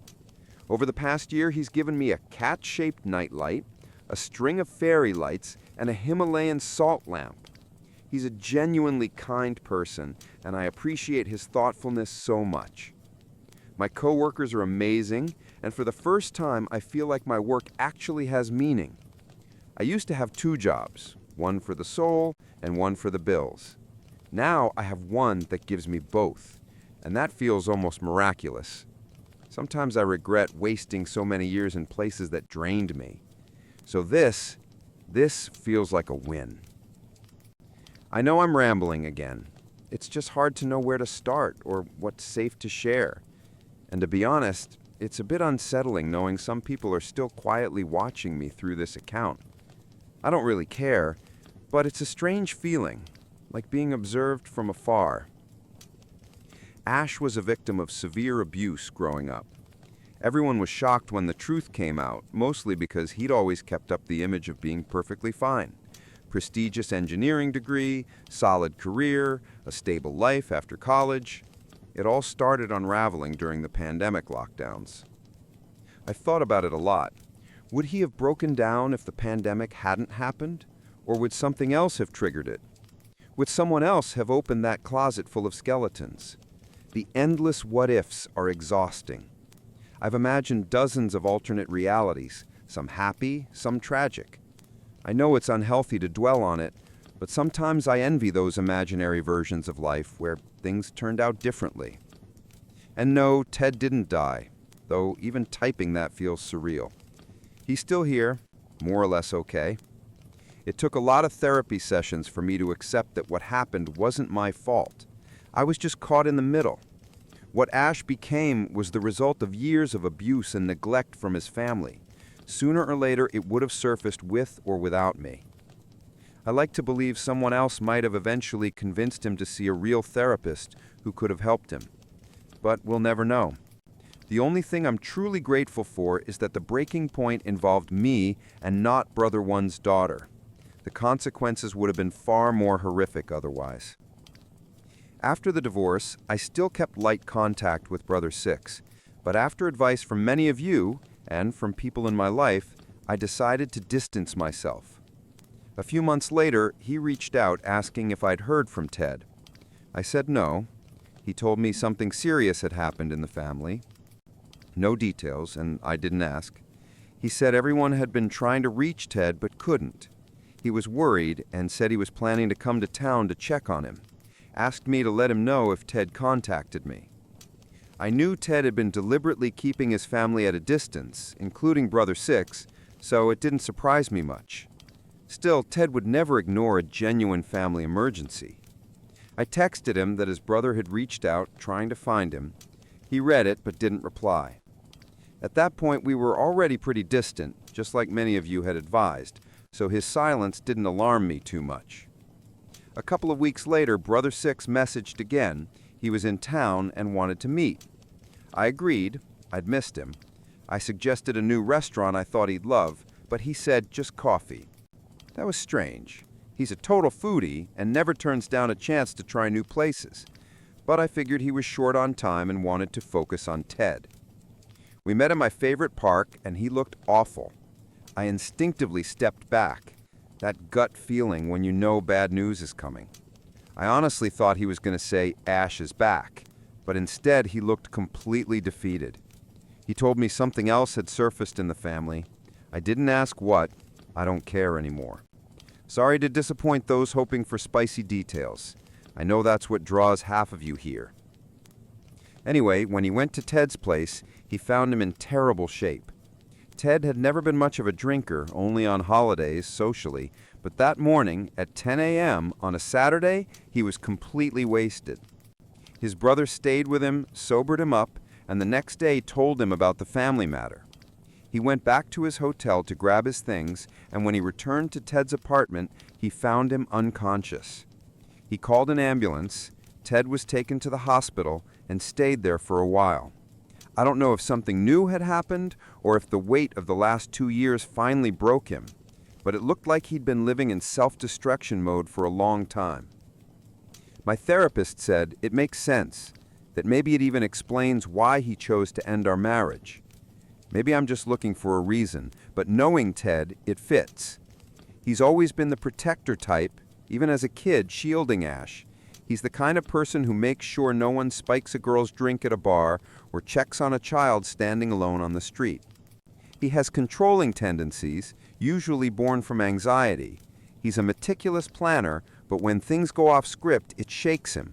He's strict, but incredibly dependable. I always loved that about him. During our final talks before the divorce, he kept apologizing over and over for not protecting me, for putting me in harm's way. Even when I told him it wasn't his fault, I don't think he ever believed me.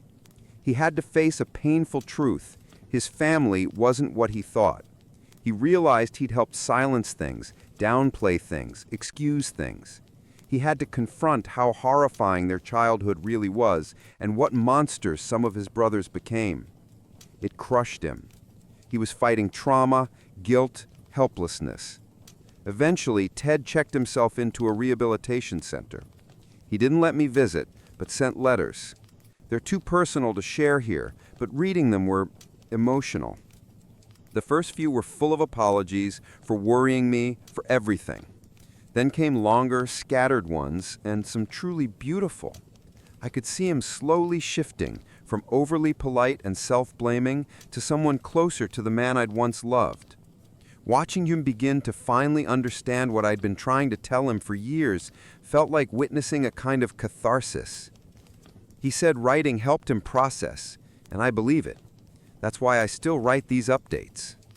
Why letters to me, though, instead of a journal? I don't know, but I'm not complaining. There was one letter where he was just angry, furious at everyone and everything. And weirdly, that one made me the happiest. It meant the fire was coming back. He even called me a nickname he hadn't used since before our wedding, and honestly, it infuriated me. It wasn't anything serious. He was just reminiscing about that trip we once took to visit friends, a couple who ended up fighting the entire time.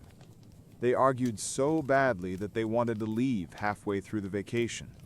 Everything had already been paid for, but they simply couldn't stay together anymore. So we split up. The guys and the girls did everything separately. Ted was miserable the whole trip. Later, he sent me a message that said something like, "I still haven't forgiven Alice for Venice. You were supposed to be the one in that damn gondola with me, Peaches, not Steve." The nickname itself didn't bother me, but reading it brought back that old ache, the feeling of loss. the memories of what we'd lost. Against his earlier wishes, I replied to the message. That one answer led to us talking again. He wasn't upset that I broke his no replies rule. Maybe he had wanted that all along. We ended up exchanging letters for several weeks, and honestly, it was nice. We never mentioned Ash or his family, not once. Maybe it just never came up, or maybe he was avoiding the topic on purpose. Either way, it felt so good to talk to him again, like we used to. When we first met, we used to chat through Facebook Messenger, and this whole exchange brought me right back to those early days. Silly as it sounds, I still love him. I still miss him. These letters made me feel like I'd gotten my best friend back, even if he's no longer my husband. Ted's back in his own place now. For a while, his brother, number 3, and his wife stayed with him, along with their dog, while Ted recovered. Thanks to remote work, that worked out fine. He's on antidepressants now, has a lot of people supporting him, and honestly, he's doing so much better. He stopped pushing everyone away, but still keeps healthy boundaries, and that's such a good thing. He talks to brothers 3, 4, and 6 again. They were always the closest to him, besides Ash. He still doesn't talk to the rest of the family, though, which is a little sad, especially because I know he loved some of his nieces and nephews deeply. I think he misses them, but keeping his distance is probably the right choice. Funny enough, brother number 6 also doesn't talk to most of the family anymore. He's always been more withdrawn, a bit like Ted and Ash. Maybe he understood more than the others. After everything that happened, he grew closer to brothers 3 and 4. Another small silver lining, I suppose. Ted and I have met up a few times, sometimes at group events, sometimes just to talk. I can truly see the difference in him. He's gained back some weight, his hair looks healthy again, and he doesn't slump his shoulders anymore. Just last week, he finally returned to work after being on medical leave, and I can tell it's given him back his sense of purpose.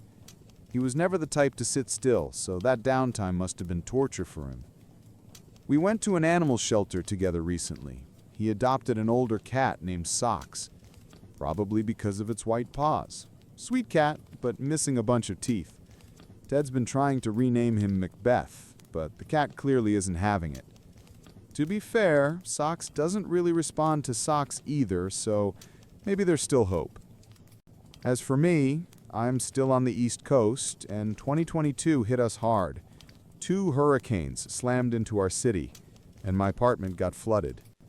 Whenever a state of emergency is declared, Dad always tells us to come home, so the cat and I were safe, but it was still a nightmare. I don't know if it was the universe sending a message, but remember those 2 pairs of shoes I kept? They were both completely ruined.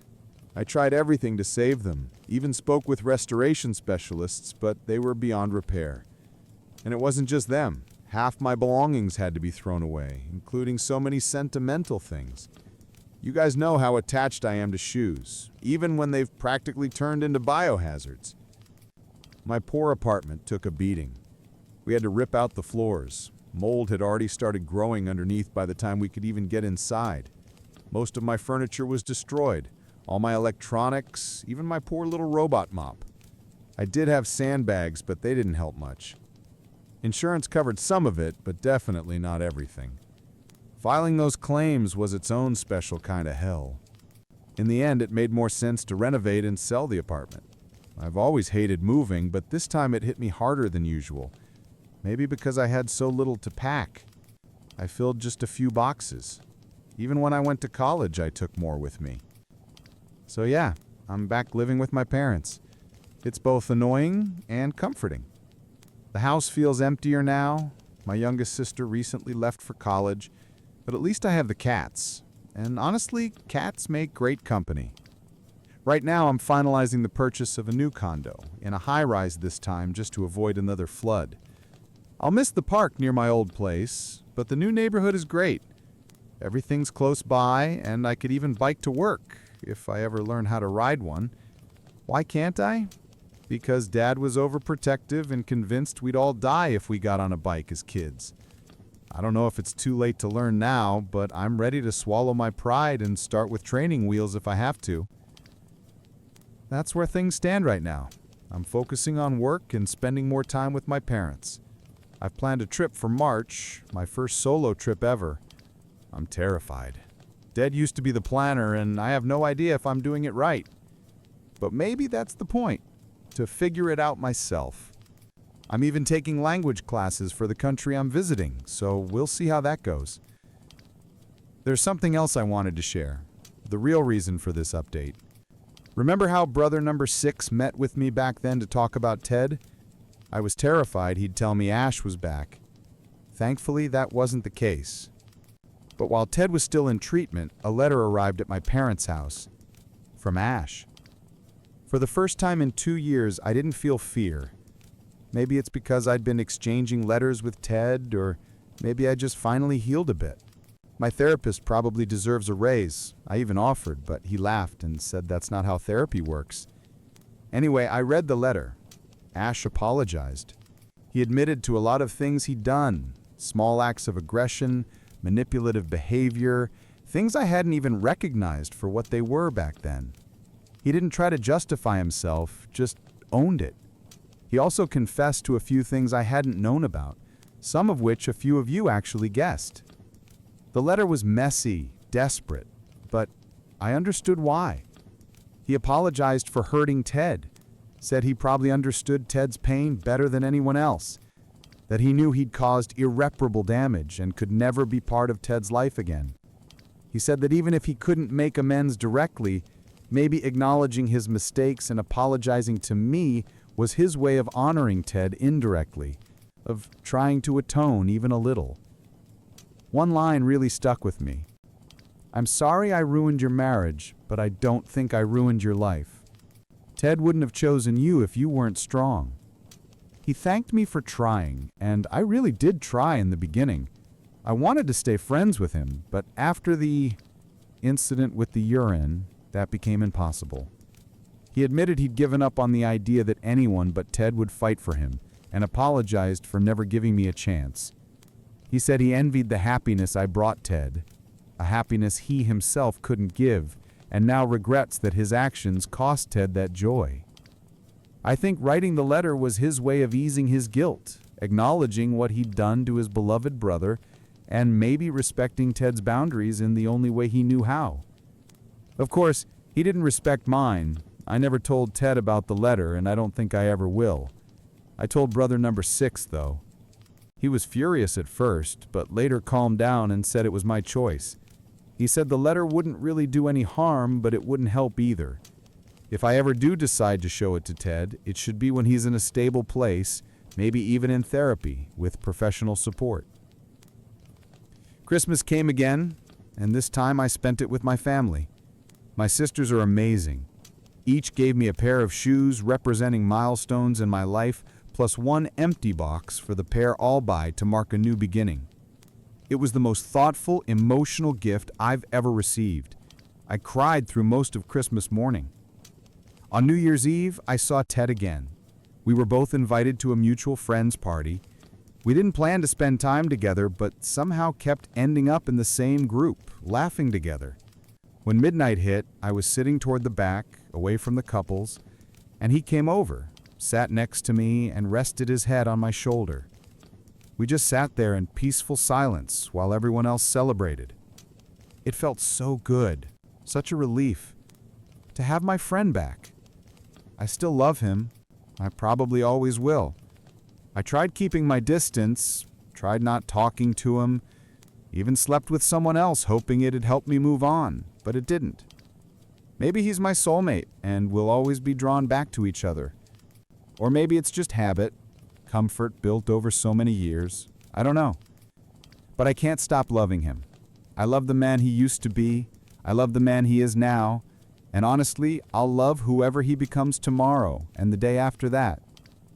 I won't give up on him, even if I have to give up on us. I'd rather have him in my life as a friend than lose him completely. I'm always happier when he's around. I deserve to be happy, and he makes me happy. Maybe that's wrong, maybe it's foolish, but it's the truth.